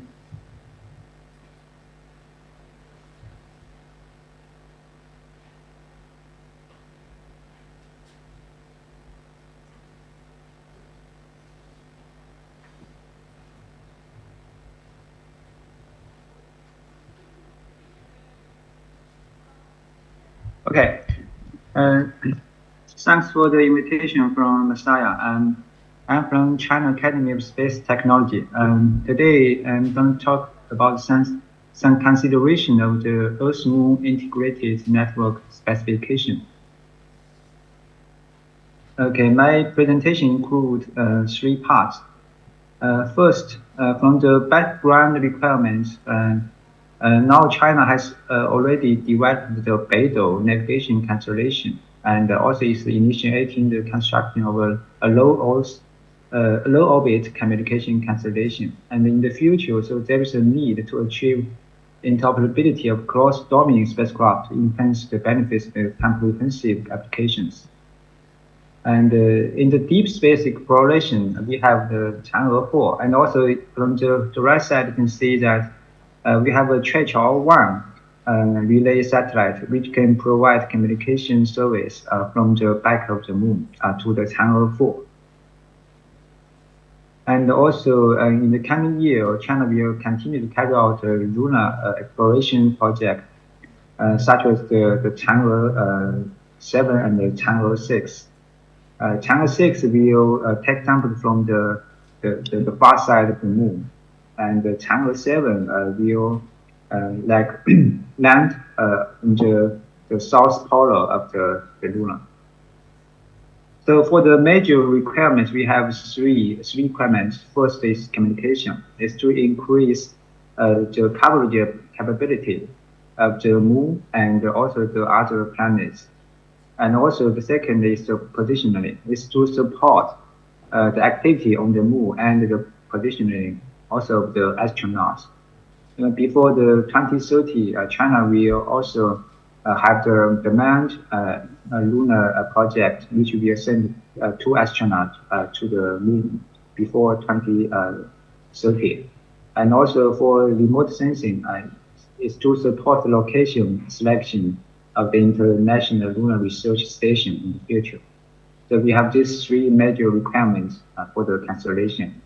And from this figure, you can see that this is what we can seek to build in the future. Is Earth-Moon communication and the navigation, and also the remote sensing is like a constellation around the moon, which include several satellites on the 𝘂𝘓 orbit, and also some satellites on the L1, L2, and other orbits. And also there is a requirement to uniform the television telecommand, and also we need to simplify the application, and we need to have efficient telecommand. So this all will need the standardization of the protocol between the different satellites and the satellite and the ground. And also we need to have a shared messaging mechanism, which may include the subscribe, publish, and also send receive. This is to have this information sharing mechanism among both the space network and also onboard network. So to summary, in the future, we will have a Earth-Moon integrated network, and also we need to have a uniformed intra-network, which is inside the satellite. And also we need to have standardized protocol architecture between the spacecraft and the ground. So the key is the protocol architecture of this Earth-Moon integrated network. We can see that there are several related specifications. The first one is the 6SDS, which has already developed a space communication protocol architecture, which is divided into 5 layers, which is application layer, transport network, backend, and physical layer. And currently, this protocol architecture is still evolving. And also, we have another onboard communication protocol architecture, which is divided into 4 layers. This is not the same as the space communication protocol architecture. Currently, it still need to be evolved in the future. And also, we can see that from ESA, that they have the ECSS standard, which can be compatible to this 6SDS standard. It have like the POS and also the some onboard communication standard. And from the ground view, we have the IETF, which has developed a lot of protocol that's used in the ground internet. And China is now developing the whole system built upon the IP version 6 network. And we also have, like, you can see that the NASA and ESA, they have developed the Lunar Night interoperability specification document. They also have some frequency plan and other protocol architecture. From this view, we have like some kind of problem suggestions. First is currently the space and the onboard communication protocol architecture is not uniform. So I think we need to develop a unified Earth-Moon network protocol architecture to facilitate the interoperability and information sharing. This is the protocol architecture that we propose. And this architecture is divided into 4 layers, which is application layer, transport layer, and network layer. And below the network layer, we call it sub-network layer. This is different from the internet satellite communication and the inter-satellite communication. From the inter-satellite communication, we can see that they use a lot of systems currently used, such as telecommand, advanced optical system, and also the next generation of the unified space link protocol. But we may need to develop some dynamic access protocol. And from the onboard view, we can see that we use the packet service, memory service, to isolate the difference between different onboard data links, such as the 1553 and other high-speed bus protocol. And from the network layer, we have both the space packet protocol to support the low-speed spacecraft to ground link and also onboard link. And we use the IP, especially IP version 6, to build a bridge between the onboard network and the space network. From the transport layer view, we can also use the TCP UDP and also the FTP from the DTN protocol suite. And in the application layer, we can integrate both the ECSS POS service and also the AMS BP CFTP from CCIS sorry to and interrupt. other. You have only 1 minute left. 1 minute left. Okay, okay. I'm almost done. Okay. So this is the first suggestion. And the second is that currently the X-band is not considered as a relay link between the relay satellite and the users. So we suggest that the X-band can also be used for both lunar relay and Earth communication in order to facilitate this weight savings. But this is the Ch1 example. It has the X-band to this Chang'e 4 satellite. And also the problem 3 is that the L-band is also not considered as the lunar PNT band. Currently, around the Earth, we use the L-band. So is that possible that we can also consider this L-band using around the Moon? So these 3 suggestions. Thank you. Thank you very much, Shomens. Okay, so the final panelist is me. So could you share?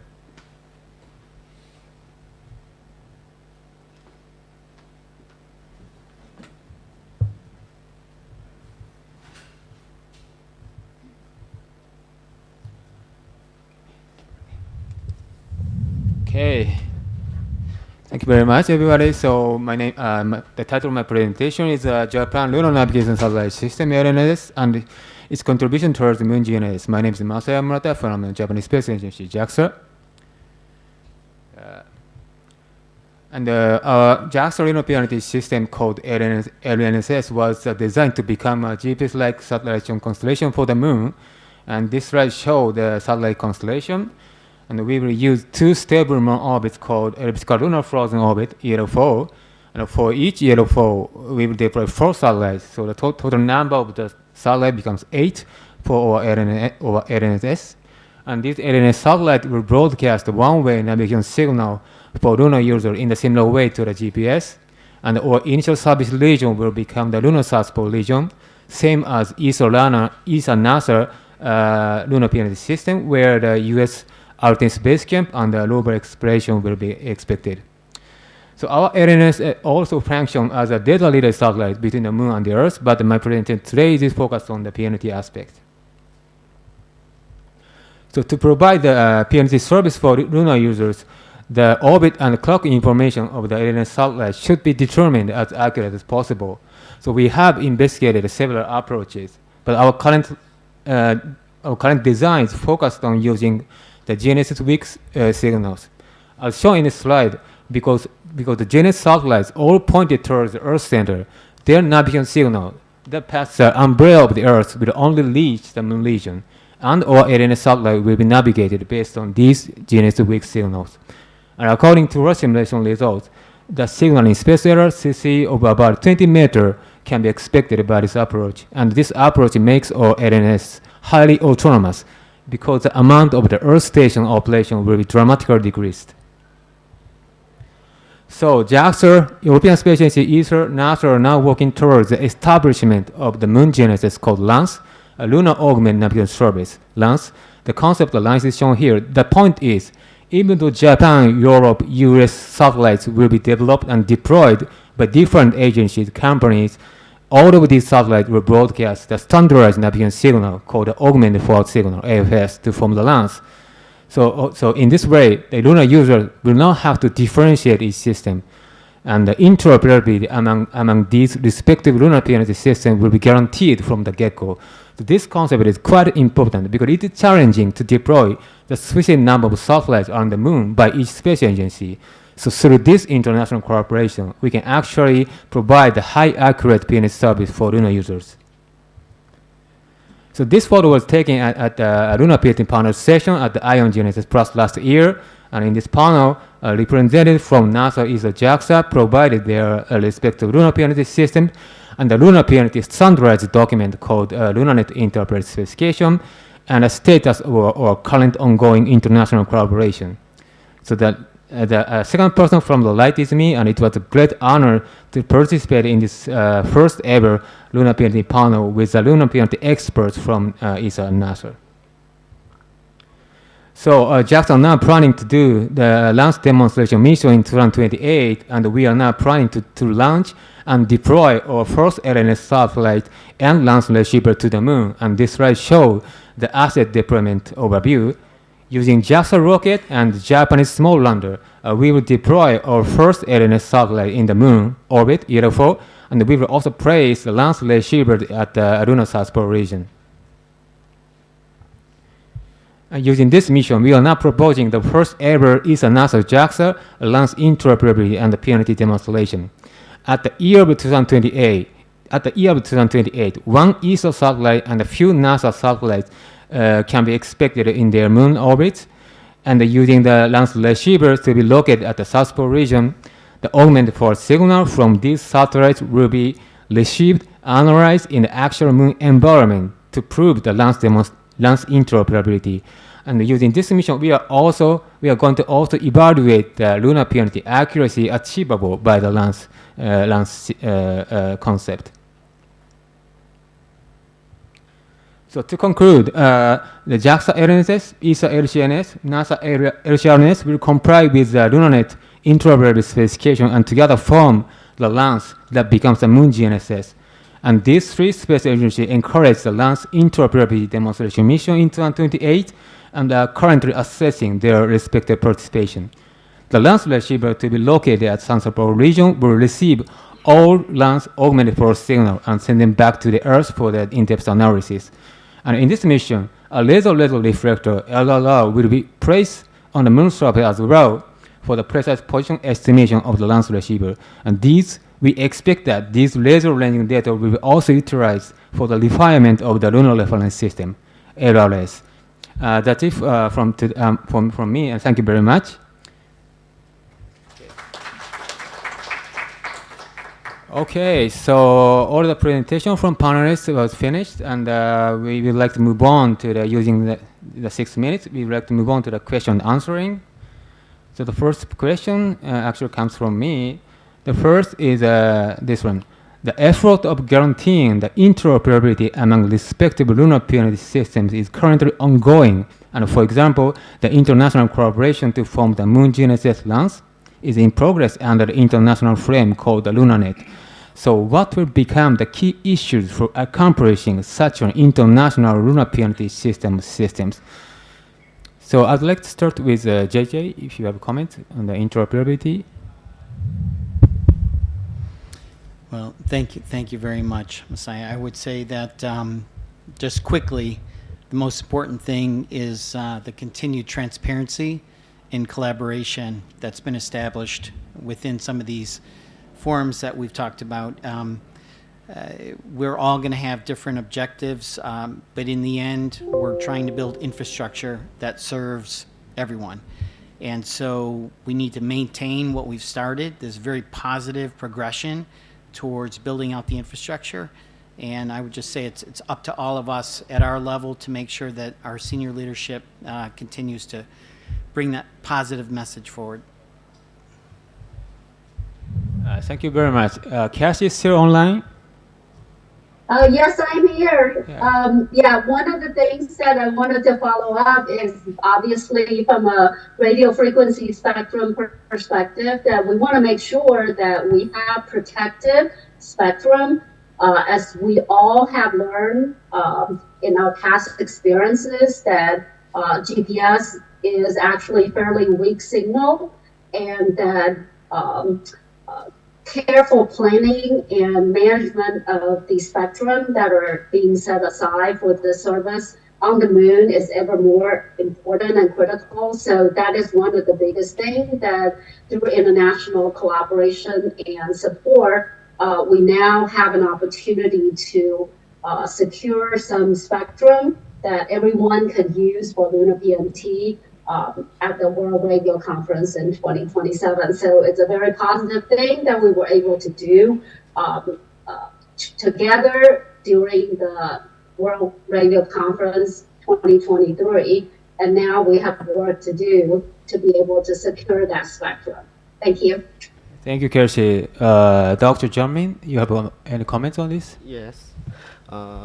Personally, I think that it is crucial for the development of the lunar PNT systems in each country to proceed smoothly according to the agreed upon schedules, considering interoperability. Otherwise, we might run into some like worries about the delays and building the system and other related issues. So to prevent this, I think it is important to set up some clear technical standards and encourage tight information sharing and technical cooperation among all participating countries. Thank you. Thank you very much. Javier, are you online? Yes, I am online. Can you hear me well? Yes. Could you provide your comment? Yeah, very good. So first of all, I think this is a very important point for Europe. For ESA is a super priority to ensure that we have interoperability between our systems. We are working, as you know, very, very intensively in this LunaNet initiative. We believe this is an excellent initiative. We are working with the IOAG, with the CCSDS as well. So it is very important that we have other countries joining. We are very welcoming the initiative and comments from other space agencies. For us, it's very important that our systems, they have the LunaNet compatibility as a mandatory requirement. This is the case for Moonlight, and I understand also for the NASA and the JAXA ones. So then this will ensure we are designing the systems against the same standards. Very important that we finish these standards now. We are very close, that we are able to develop receivers already. And I think, Masaya, your proposal of this interoperability test as early as 2028 can be extremely important to demonstrate this works and then to be really a triggering point that our future evolutions maintain this interoperability. So very important point, and with the comment with Dr. Miller, I fully support the transparency and the interest to have also other countries supporting our LunaNet. Thank you very much. Thank you very much. Dr. Swat? Yeah. For me, the interoperability is kind of is important. The key that we can achieve this, I think, if we keep exchanging the technical knowledge to each other, we can work together on this on this standard, and then I think everybody want the achieve the kind of a similar goals, but maybe have some slightly difference in the small objective. But if we keep exchanging and keep make this kind of opportunity happen over and over again, and we can guarantee on this interoperability. Thank you. Thank you very much. Xiongwen, you there? Yes. Okay. I think the most important thing to support the interoperability, there are two things. The first is the consistent frequency design, that we need to consider the future lander and also maybe moon orbit satellites, their frequency requirements, including both the communication and the navigation. So this is one of the things. The other thing is that we need to have a uniform protocol architecture to support the information sharing between the satellites and also maybe landers from different organizations. Okay. Yeah, thank you very much. So my final comment is lunar PNT is certainly a challenging problem, but through the international collaboration, I think we can achieve to provide a high accurate PNT service for lunar users. So the international collaboration will be definitely a key aspect, and we are already doing such international collaboration, for example, between JAXA, ESA, and NASA. So we'd like to see its expansion to include other countries as well. And so using this kind of workshop and exchange ideas and comments, and this kind of opportunity is quite important. So I think that's it for the time, 11 a.m. So thank you very much again so please conclude with applause. Thank you very much.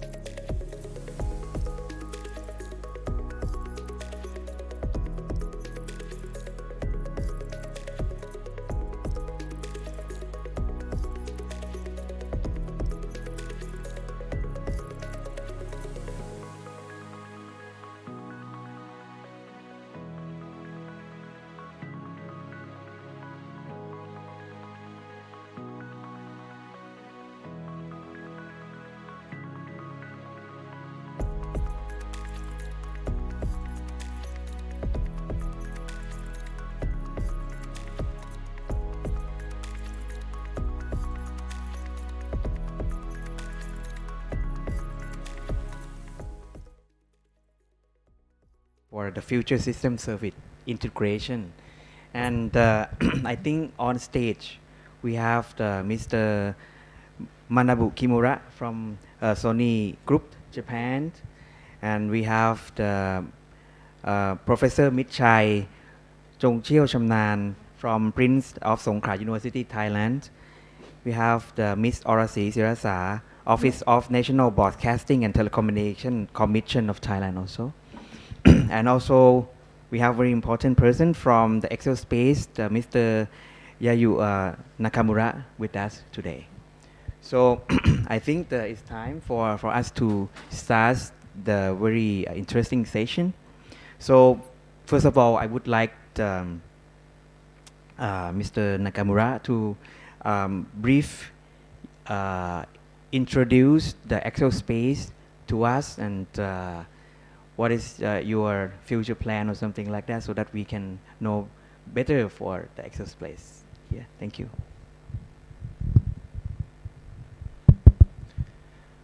Good morning, ladies and gentlemen. My name is Yuya Nakamura, the President and CEO of Exospace Corporation. I'm so happy to be here today. But almost? Sorry, my presentation file is too large, so they're taking time to show on screen. Okay?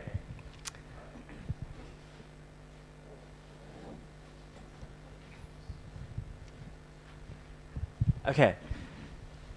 Great. Let me start. Next, please. Or do you have a clicker? This one? Oh, okay, maybe. So, Exospace is a Tokyo-based space startup. We are making microsatellites like this. So, actually, when I was a university student, I was involved in the CubeSat project, and we launched the world's first CubeSat in 2003. And I had the feeling of that space is far away from our daily lives. And I wanted to change that situation by making the most of our unique technology, microsatellites. And we have been using this slogan, space within your reach, since the establishment of Exospace.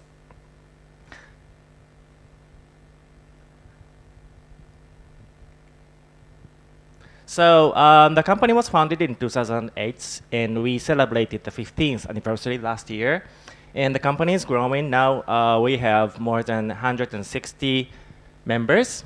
And unlike other most Japanese companies, around 40% of the members are from other countries, and we're enjoying a very international atmosphere at our office in Tokyo.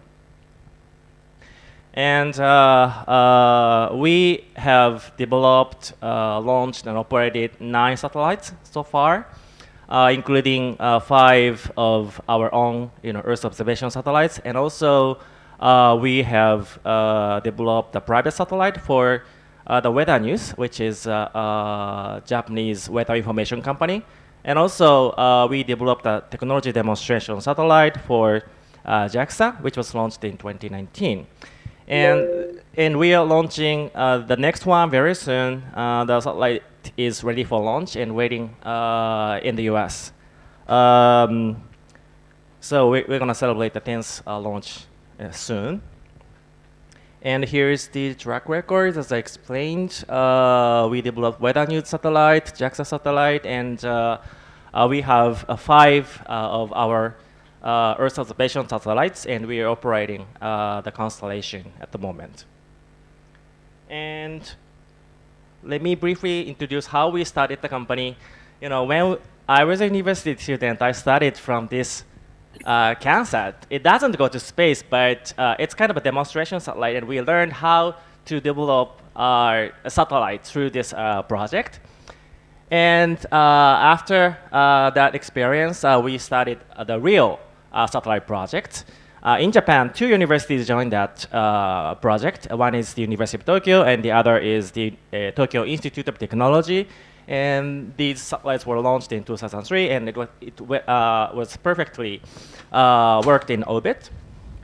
And we experienced a follow-on project at the university, and based on that experience, we established the company in 2008.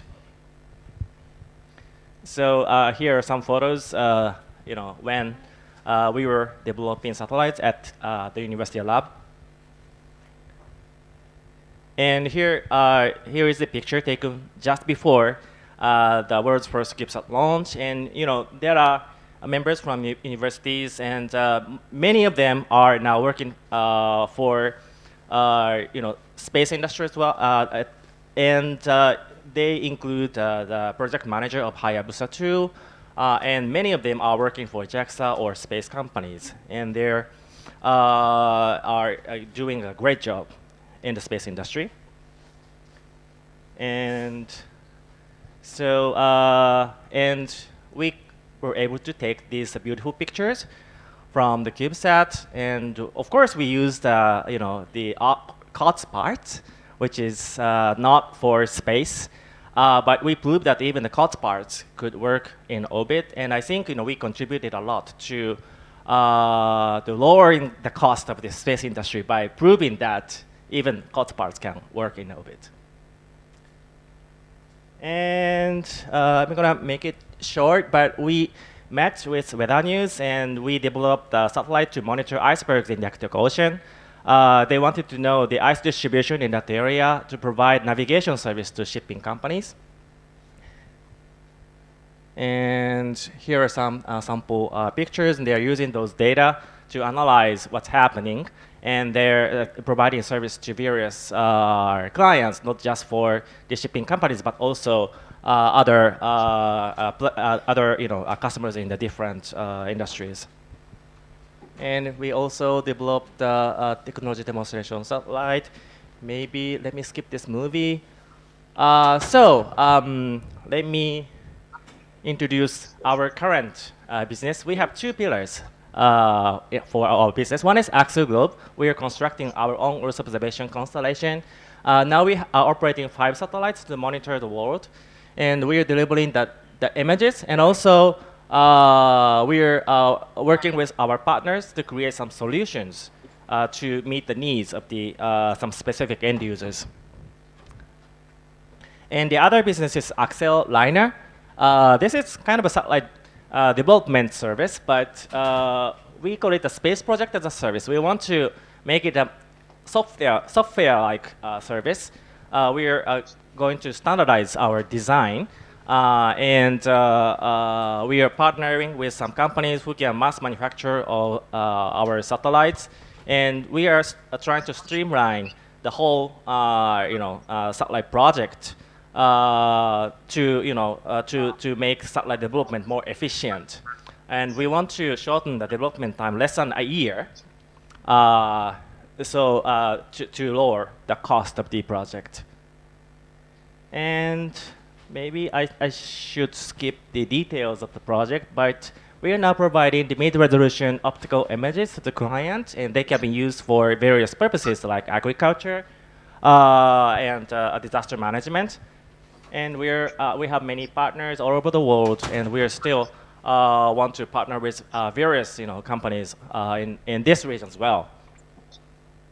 And maybe this is a little bit complicated. I skipped this slide. So now the needs for the microsatellites are skyrocketing. We want to have more capacity to develop satellites. So we are trying to transform the way of satellite development, and also that will transform the user experience of the space industry. So that's what we are trying to do. Okay, so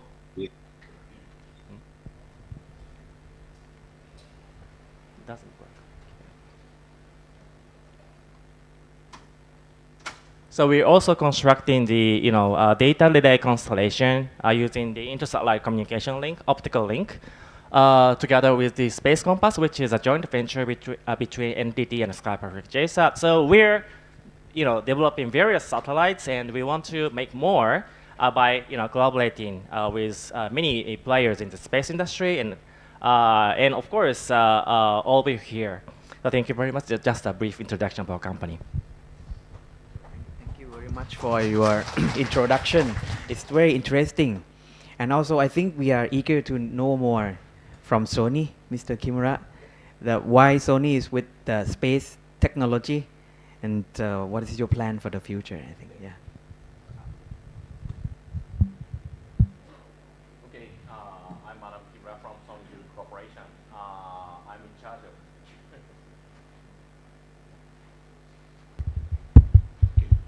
Okay, hello everyone. I'm Manabu Kimura from Sony Group Corporation. I'm in charge of the development of the Sony's Earth memory platform, which can acquire the phenomena regarding the natural disaster things and also the environmental problem from all over the world. Such a system needs our objectives and the target to save the world. That is the reason why we are now trying to utilize the space-related technologies. One of the specific space-related technologies might be, how to say, LPW technology, low power wide area communication technology. And Sony has the really great LPW technology we call the 𝘗𝘓 that can achieve the more than 1,000 kilometers long transmission by just only the 20 milliwatt transmission power. That is a really amazing technology. By utilizing such a technology, we can acquire the as I said earlier, phenomena from all over the world. And most of the people here may know that the world is facing the many problems, right? Like the natural disaster, like the floods and the sediment disaster and the forest fire thing and so on. Yeah, and if we could such a phenomena in early timing, we can solve such a problem, and we can save the people's life. That is the reason why the Sony will now tackling the utilizing such a space-related technology. Yeah. Sorry, it's simple, but that is. It's very, very interesting to hear that, and I can see the movement of Sony into the future. And also, I would like to hear more, because on this stage, we have the only one lady, and she's from the telecommunication regulator of Thailand. And it's very challenging that for me to moderate this session, because on the theme we can see the keyword of integration, and one of the things that we focus many time on technology, but we might forget about regulations and also like the integration with other system. And that's why we invite you today, Ms. 𝘗𝘓𝘧𝘪𝘤 𝘊𝘰 from the NBTC of Thailand, Frequency Regulator of Thailand. So please introduce the NBTC and your work. Thank you. Thank you. I'm 𝘗𝘓𝘧𝘪𝘤 𝘊𝘰 from, I'm a Division Director of the Satellite and Orbit Management Bureau. And I'm in charge of the foreign satellite licensing and regulation. So any matter about foreign satellite that I would like to provide the service or to use the service in Thailand, we open for consultation at in NBTC office.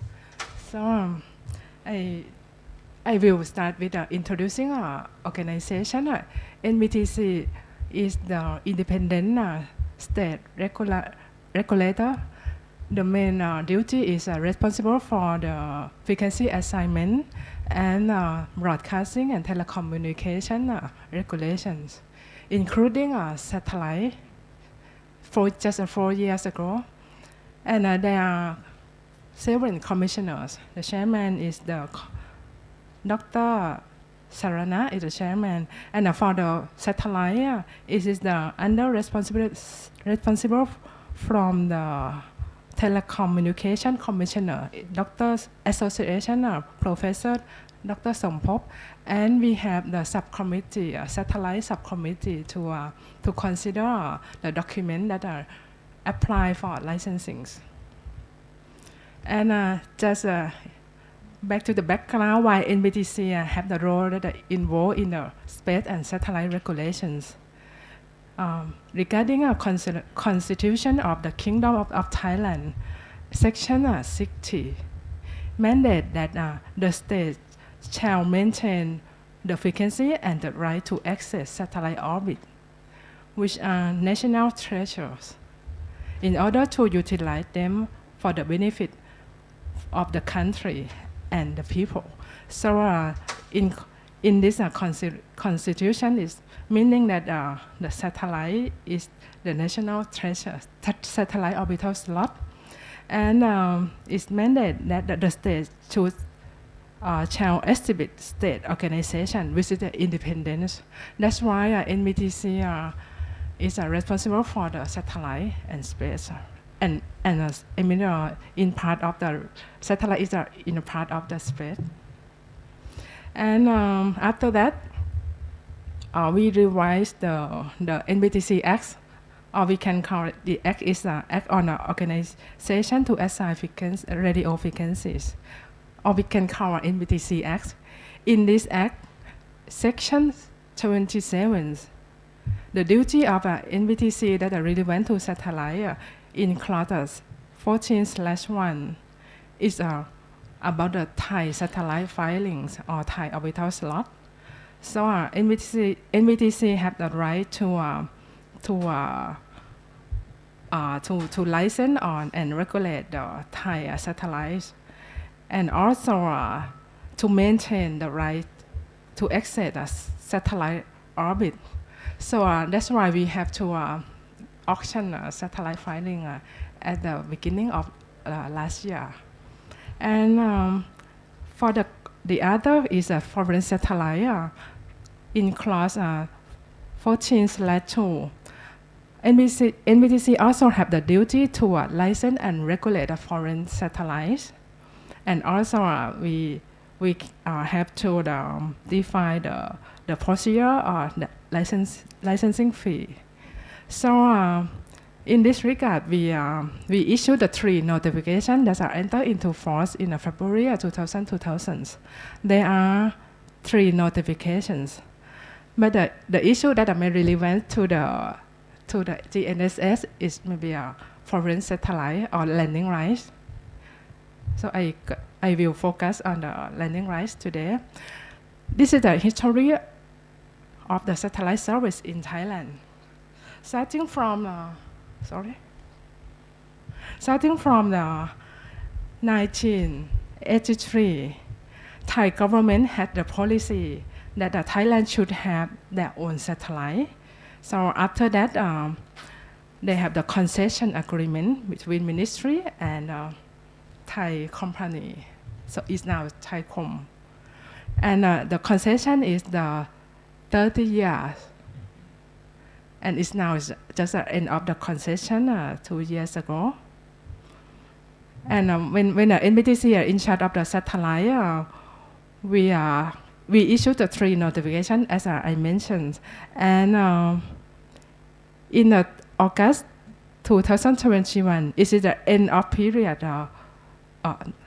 In September 2021 is end of period of concession, and it's transition to the licensing scheme. For the landing right, it's not only to comply with the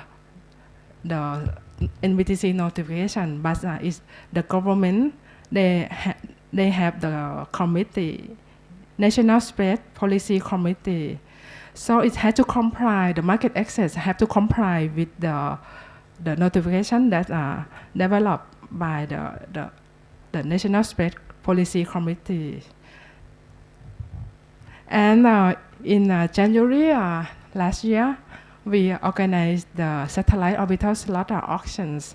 And we gained the money from the satellite auction, about 806 million baht last year. There are 3 packages as showings. And this is the current Thai satellite firing. Is it a communication or satellite firing? Is it or is it GSO satellites?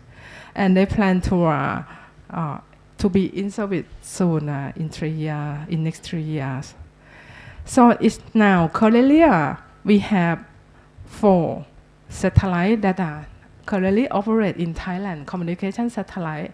Thaicom 4 is the first broadband satellite in the world. And Thaicom 6, Thaicom 7, Thaicom 8. And for the licensee in Thailand, for Thai satellite operator, most of the operator is the purpose, it may be a non-commercial purpose, like 𝘗𝘀. 𝘗𝘀 also got the license, 𝘗𝘀 1 and 𝘗𝘀 2. And we also support like the research and development. Let's say Bangkok Christian College is the primary and secondary school. They have the research and develop the small satellite, CubeSat satellites. And for the Royal Thai Air Force, it like the Earth observation satellite as well. They just launched a satellite. And for landing right licensing, if you would like to provide the service in Thailand, you have to get the license 4 parts. The first part is the right to use to provide the service in Thailand. We call it landing right. The second part is to provide the service. You have to apply for the telecom business licensing. And by the law, the current law is saying that to provide the service in Thailand, you have to install the gateway in Thailand as well. So this have to get the frequency use license. And to import the equipment, any device have to apply for user terminal or the radio communication equipment. So it had to check with the radio communication. Even you don't provide the service in Thailand like a GNSS or Earth observation device, when you import the equipment, the customer, you have to declare at the custom, and they will check with the NVTC that is it the exemption device or not. If it's not, you have to declare that the purpose with the telecom or operator that you would like to you use in Thailand, or which is the landing right service. So is it relevant to the, to the because we got the many issue that someone would like to import the equipment and they don't know that it cannot import in some equipment because they have to get the frequency use license first and to get the permission to import the equipment. And now for the landing right, the majority the licensee will get the landing right is the Thaicom subsidiary company is a TCB, and NT is a national telecom public company. They also got the AGS advice for the broadcasting service, to provide broadcasting service, and also Inmarsat and Intelsat. But as Dr. Damrongrit mentioned about the regulation, the issue of the regulation, because we issued the landing right regulation 4 years ago, and we got many issues that we have to consider because of the technology is changing. So the LEO is coming to Thailand. The satellite operator consult with us and would like to provide the service in Thailand, as well as the device that they have the eSIM or the other device that even it like the GNSS or the other company like for GPS tracking like or Globalstar, they would like to provide the service in Thailand. So we collect the information of the satellite operator, and we try to adjust the existing notification to fit with the technology and the demand of the Thai users. And this we just organized the public hearing on the draft of notification this month, in mid of the January this month. In the purple color, we plan to change the word in some this is the non-commercial for use for foreign satellite, And the part that are more relevant to the Earth observation or GNSS is the, oh sorry. Okay, sorry. Let's say for the point dot 4 is transmission and reception data, voice and image from satellite used for resource management, environment, emergency, and disaster. So if the purpose to use the satellite in Thailand, it fit this with this purpose, is it that you cannot got the exemption, but have to send the document to NBTC to verify first. And for GNSS, we just change the wording, the transmission and reception of data from the GNSS and also the meteorology or satellite. You have to declare to NBTC as well. But it's got an exemption, not required to apply for landing, right? So this part that we try to facilitate to the industry in Thailand. Even for the research and space satellite industry, we modify the existing notification that if you would like to test or demonstrate in Thailand, you're gonna get the exemption as well. So that's part that regulator that we plan to support the satellite industry and space industries. Thank you. So I can see because the future integration of telecommunication, Earth observation, and many the mission, I can say. And we have really very limited resources. And there are many issues actually, like that we haven't covered in this seminar, is like the jamming and spoofing. So a lot of issues also I heard from Singapore, and also in Thailand, especially in some specific area of Thailand, like the airport. So there might be a lot of discussion and in the future, but not here. But I can see like we have to discuss not only like in our community, but we have to cross to the other communities, like the regulator also. That's why she's here. And our panelist, the last one from the university, Professor Mpchai, please. Thanks a lot for your invitation. And actually, that I would like to, first of all, I would like to thank GISDA and all the sponsor that give me an opportunity to speak in this session. And actually, that it is the first time for me to join in this conference, and I found that it's so interesting, and it's like a new experience to me to meet you guys here.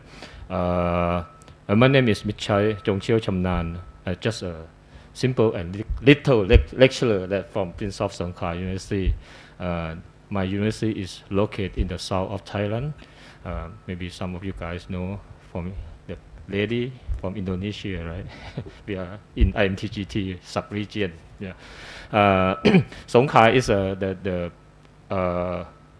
province in the southmost of Thailand, and my university have 5 campuses in the south of Thailand, and the Prince of Songkhla University is one of the top 10 that listed in the QS World Ranking and Time Higher Education. And we have a faculty of engineering and a faculty of computer science.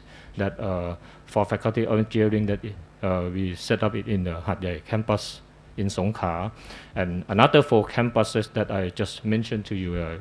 We have one campus in Phuket. I think you guys know Phuket is a very tourist attractions in Thailand. And the other 3, one is in Trang, and one is in Surat Thani, and the last one is in Pattani. So all 5 campuses are located in the south of Thailand.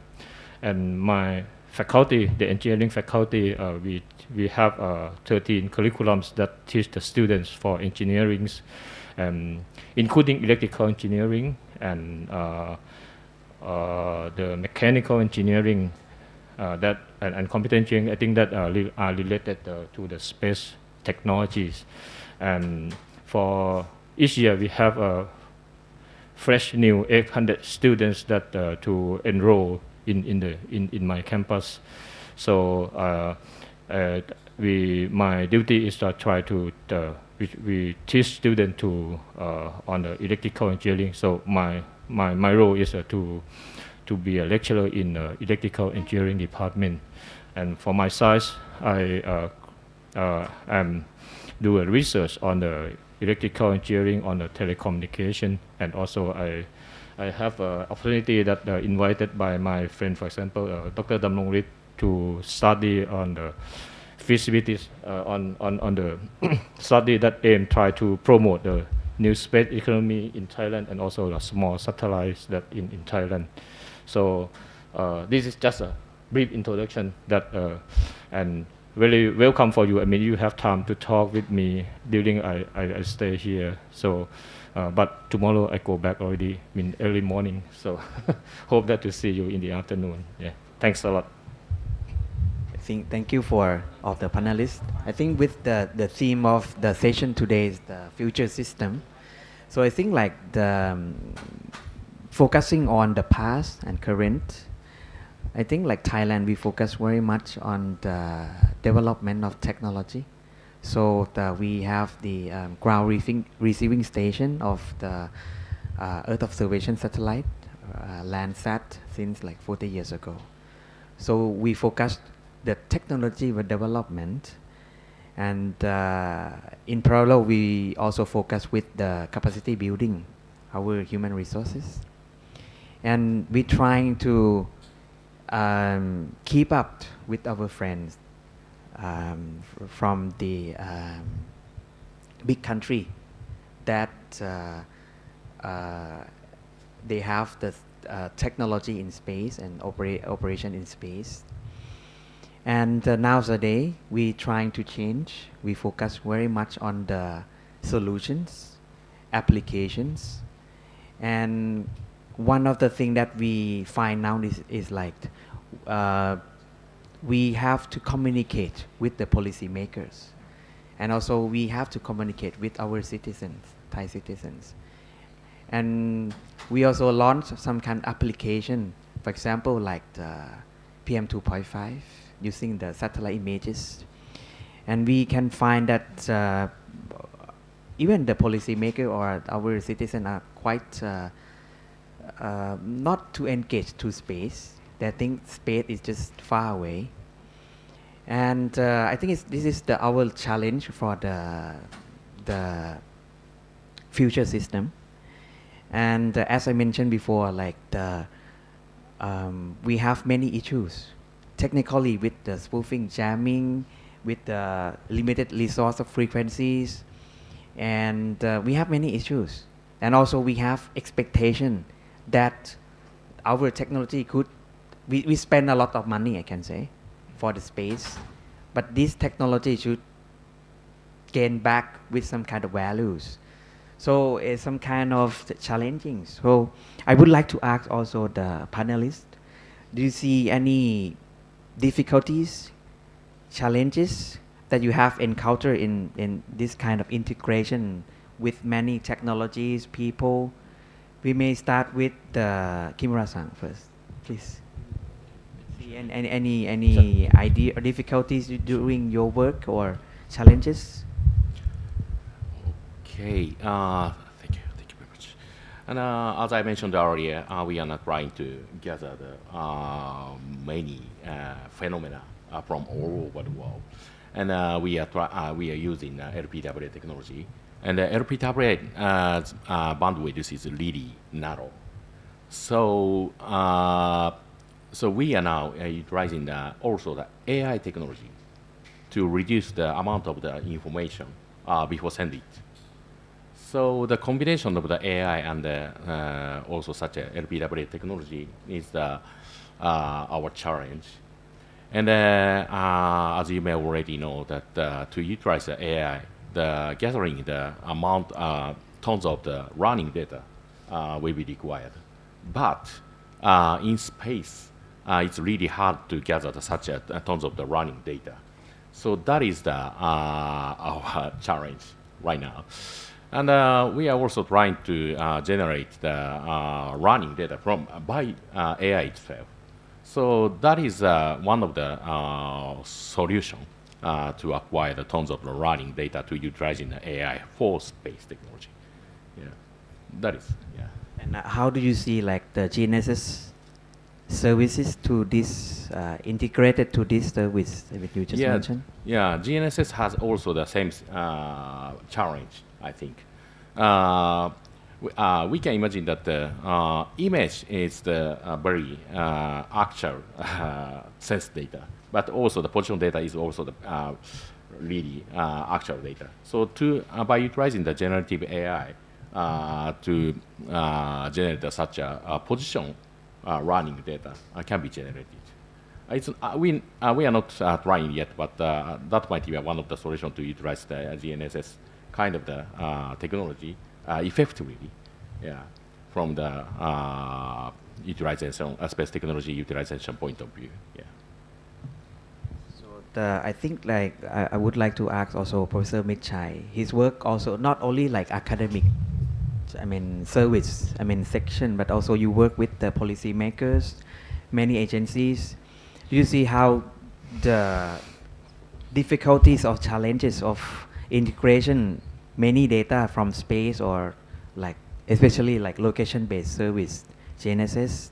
You see any challenge? Yeah, I think that that is a good question, and normally that for when we talk about the data, you know, especially that if the data is owned by the government agency, so they're quite concerned about the security, and also that they think that data is the entity and the resource and should be like a secure. And especially that right now we have like a PDPA law as well, you know. So it's very challenging that the way that to tackle the problems, and what I mean for my experience that I work with the local governments also, like municipalities, that when we try to reach to them to try to make collaborations. And one thing that is the you know that the way that we try to make them is let them understand first what is the importance, I mean, of the what we try to achieve, and what will benefit for them. I mean, and make them feel safe that this data will be protected and used for the citizen. I mean, if I set up the project with the local government, so just the difficult thing is that especially for when you said about the AI things or the space technologies is very far.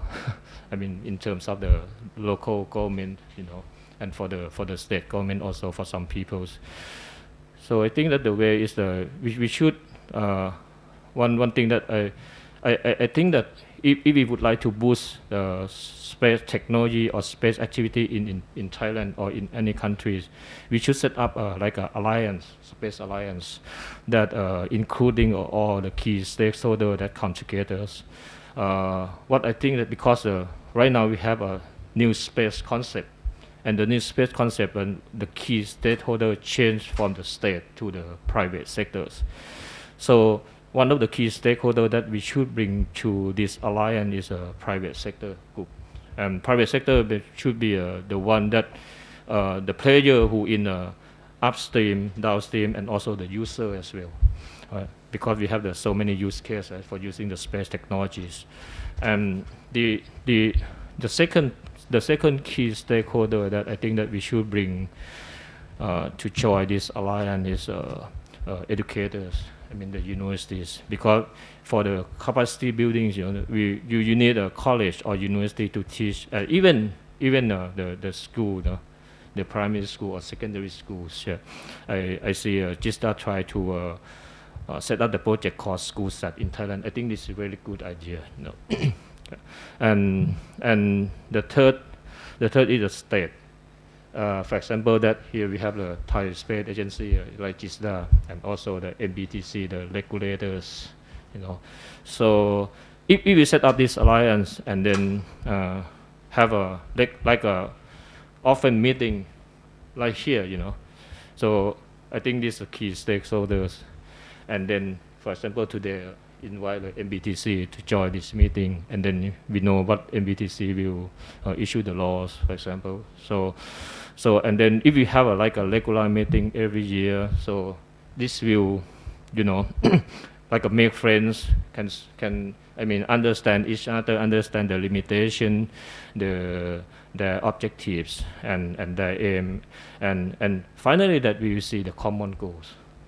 So what my proposal is especially for Thailand, maybe GISDA will be the one, or MBTC, to ask the Thailand government to promote the space alliance and also that invite the friends from international and national, so like a Sony or like a friend from Indonesia. Yeah, that's what I think. Thank you. Thank you very much. You paved the very good way for me to ask the question to Lady NBTC and also Nakamura-san from the private sector. I might get the first additional comments or additional idea of what Professor Michai just mentioned about the role of regulators. You have any comments from any challenges now? From my view, actually I agree with that Dr. Michai saying, but the burden is the regulations. Even we are a regulator, but we try to discuss with the satellite and space stakeholder in Thailand. We try to understand and their needs because of the space and satellite technology is developed so fast, and it can do anything that a terrestrial can do. So it can connect everything, connecting things and also connecting people. So the benefit of the satellite and space is a lot. And for Thailand case, I think because of the X, we are waiting for the space, and I think in the near future we're gonna set up the space agency that have the role, the responsibility to in charge of the overall issue that are relevant to the space. But for the satellite, only a satellite or communication satellite at the MBTC role, we try to engage the stakeholder. Actually, the same issue that we found that the concern from the National Security Authority of Thailand, when we have the policy and notification to open market, but when we are consider, we have to think about the national security as well, from Earth observation, or even the communication satellite like LEO, because it can direct to device in Thailand, and the government or we cannot control anything. So we try to make the stakeholder understand. So I think communication is very important. If we set up the group, let's say a task group or working group, we should develop the communication strategy to create awareness. Not only the satellite or the space agency but we have to make the people or the user to understand, because the satellite and space is not far from us. It is everywhere around us, and we have to after create awareness, we have to make them understand. So we have and adopt and accept the satellite and space. And I think that we should engage the people from the policy maker, from the regulator, from the research and development, and from the university, and also from the user, who is the majority of that they can apply, because the benefit of the satellite and space, I think, is the application. The value is our application that they can apply for their mission. Every department, I think. So. Also, my last comments to you as the private sector for the new space economy, of course, any challenges of the private sector? Okay, so I'd like to speak from the business point of view. I don't know if it applies to other nations, but in Japan, more and more private companies have interest in entering into the space industry. So it's getting much easier than before. For example, Sony had little interest in the space business before, but partly because it doesn't make much money, but now they changed my mind, and now it's one of the biggest players in the space industry, which is a great thing for the industry. We, as I said in my presentation, we are launching our next satellite very soon, and Sony's AirTrust receivers are on board our satellite to do some tests in the near future. And we're having a discussion about how we can, combine, two different type of sensors. One is the remote sensing data, and others are IoT data.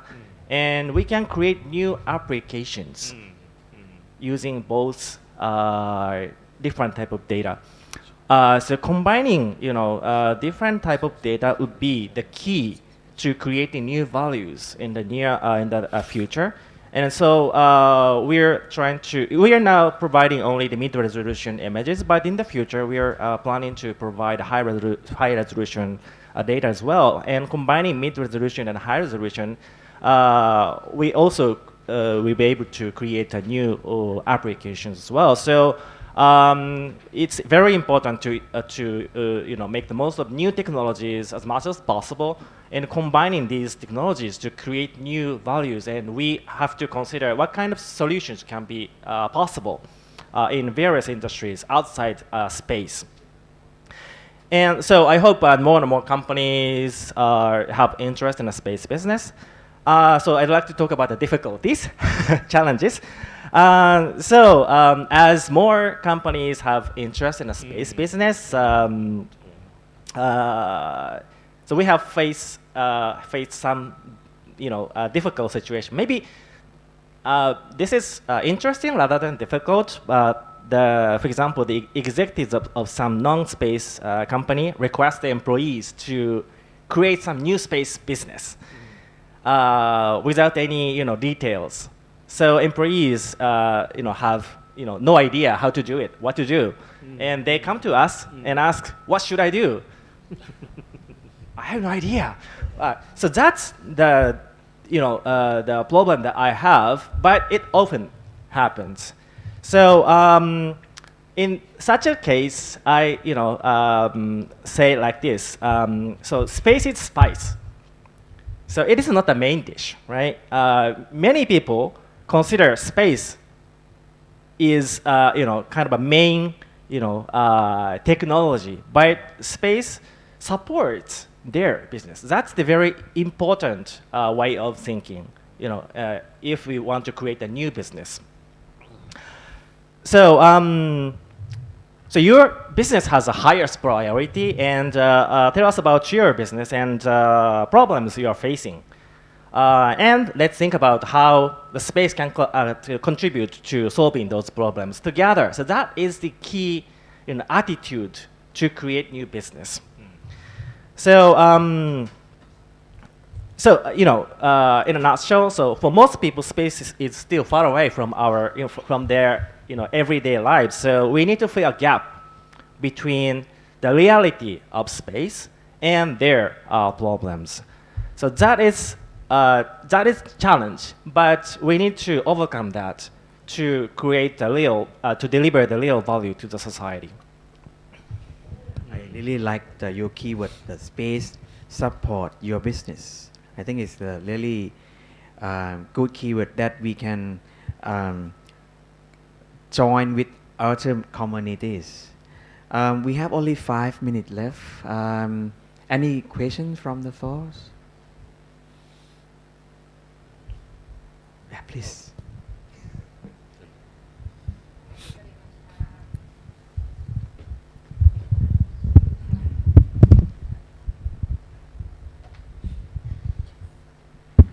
Thank you very much for the great sharing. I have, if you allow, I have 3 questions for all of the panels. From our experience, from the university approaching decision makers, is either national or local authorities, we can see that the combinations of policy and technology is actually the key to improve development of the area.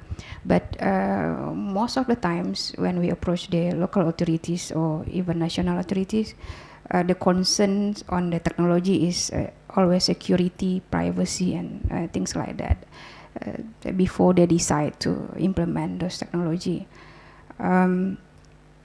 So it's very sectoral based, very authority or boundary based oriented.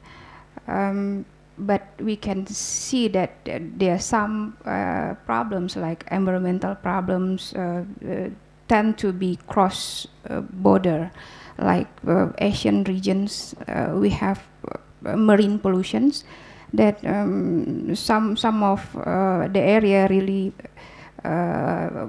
have the pollutions in the coastal area, and it goes away to other countries, as well as the air pollutions.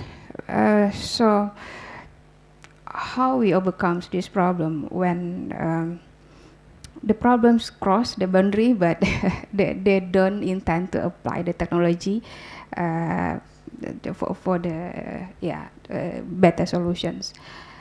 Yeah, from the perspective of the decision makers, and from the industry, we are doing one of the works on integrating the GNSS technology with the air monitoring sensor. We just presented next door just now this morning. We really need the real data of the air pollutions, but we do it mobile or dynamic. When the combination or the integration of the technology GNSS and air pollution sensor, when it's static, I think is okay. But when it's dynamic or mobile, we see that there is possibility of margin. Some data that we collect in this coordinates might be the result of the pollution from the previous location. So how the industry can see this problem? Are you already providing this kind of solutions? I mean, static and dynamic. Are you ready for that? I mean, your technology. And the last one for Excel space. What is the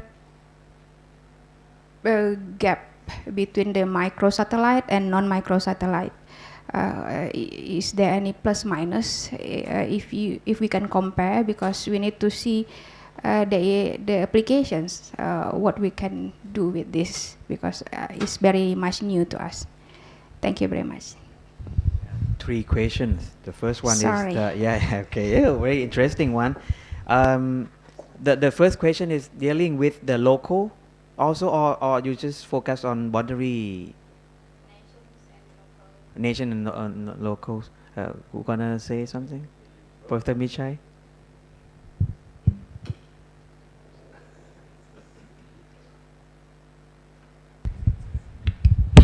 Yeah, I think it's a classic question, classic problem that I think occur in so many countries, and also that in Thailand. And I think we have not only one answer that can solve this, you know, but what is we also experience this kind of problem as well about PM 2.5, right, in the north of Thailand, and because the border Myanmar Thailand and Laos, right? And normally that, actually at the beginning of the year, right, we have a lot of PM 2.5 in the north of Thailand that come from Myanmar. And also in the South Thailand, I think 6 or 7 years ago, right, I think the fires may be caused by in Indonesia, right? Yeah. And but I think now of the situation in Thailand, and I saw lots of news that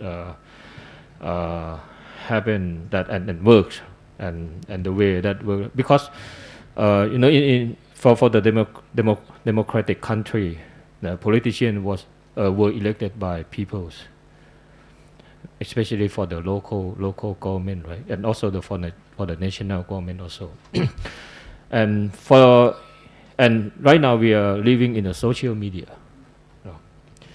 So if you have like a entity in the local area, and that entity and that activities, you know, they can they can do this in a public ways, like post it in the social media, and maybe, and I believe that if you go to public, the politicians in your area will know, and if more people knows, the politician in that area will, I mean, feel uncomfortable and have to think that, oh, I got to do some things. So that the bottom from I mean, working from the bottom, that can do. And if the politician move, so I think it's quite easy now to work from the top, right? So that what I learned, especially that this thing I learned from the Kun 𝘱𝘓, the Bangkok governor. That's why he was elected.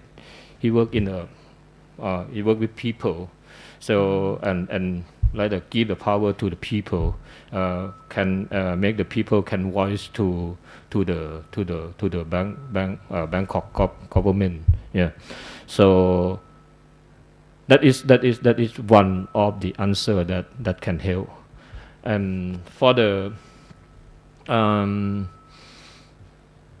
and for working in different countries, I think you have like a body, right, for working, like in our area in the south of Thailand, right? We have IMTGT sub-region, so we can voice to the government, what do you call, local, not local government, governor, the governor.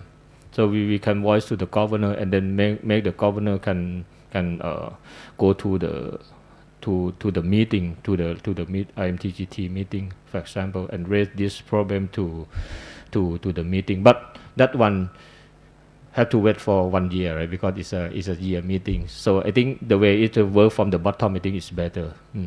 Okay. Please.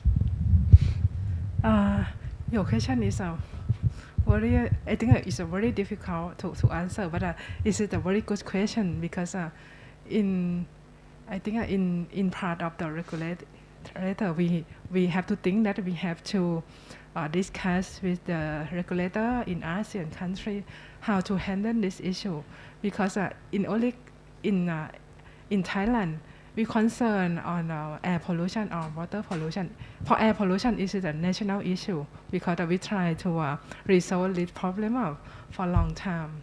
And we got the information from the people who work on the air pollution or disaster, to consult with the NBTC how to apply a satellite to resolve this problem, to monitor or to notify or to handle this problem. And we have the fund, it's called NBTC fund, BTFP. It is a NBTC fund to support the research and development for air pollution. And we think that we try to facilitate the research and development, or the organization who work on the environment. We support on this issue, but for the national, the state to state, I think we have to share the information among the ASEAN country, because Thailand even Thailand, we have many applications for air pollution monitoring. But in ASEAN, I don't know, do we have the I think application like this? I can share because we have to end now because we have to go lunch. But for air pollution, I support like the Professor �𝘗𝘬𝘓 for the social media, and even like our Prime Minister take action. So he went to Chiang Mai. Here is Chiang Rai. He went to Chiang Mai for the meeting, and with the evidence based of the satellite data, so he knows that he has to call to Laos and Cambodia. And this week, the secretary of the Prime Minister just called Jista because during his visit to Chiang Mai, our executive director was with him also and showed all the data to him. And he called Chiang Mai. He called to Laos and also Cambodia. And following that is the national agenda. So our Prime Minister called back again to Cambodia and will give the technical support for the monitoring of hotspots.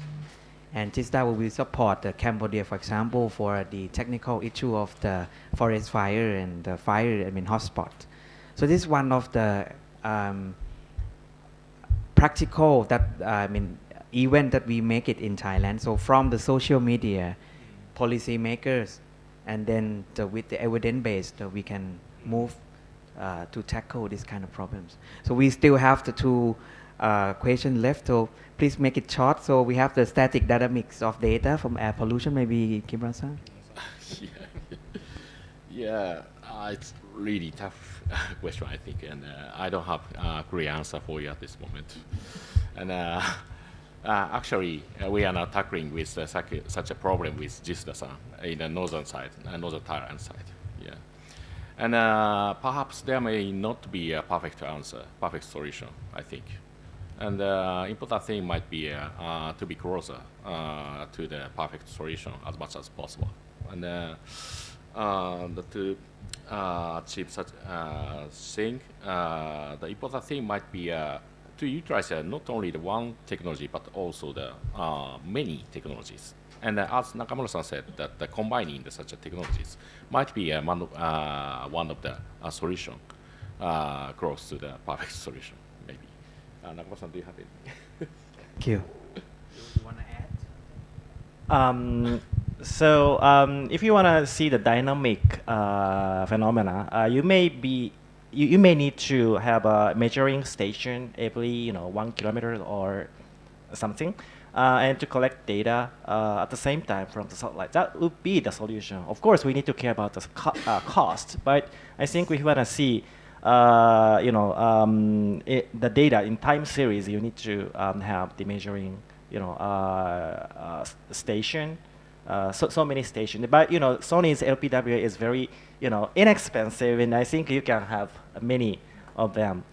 Okay, that's I wanted to add. And to my question, so if you mean that non-microsatellite is the larger satellite than microsatellites,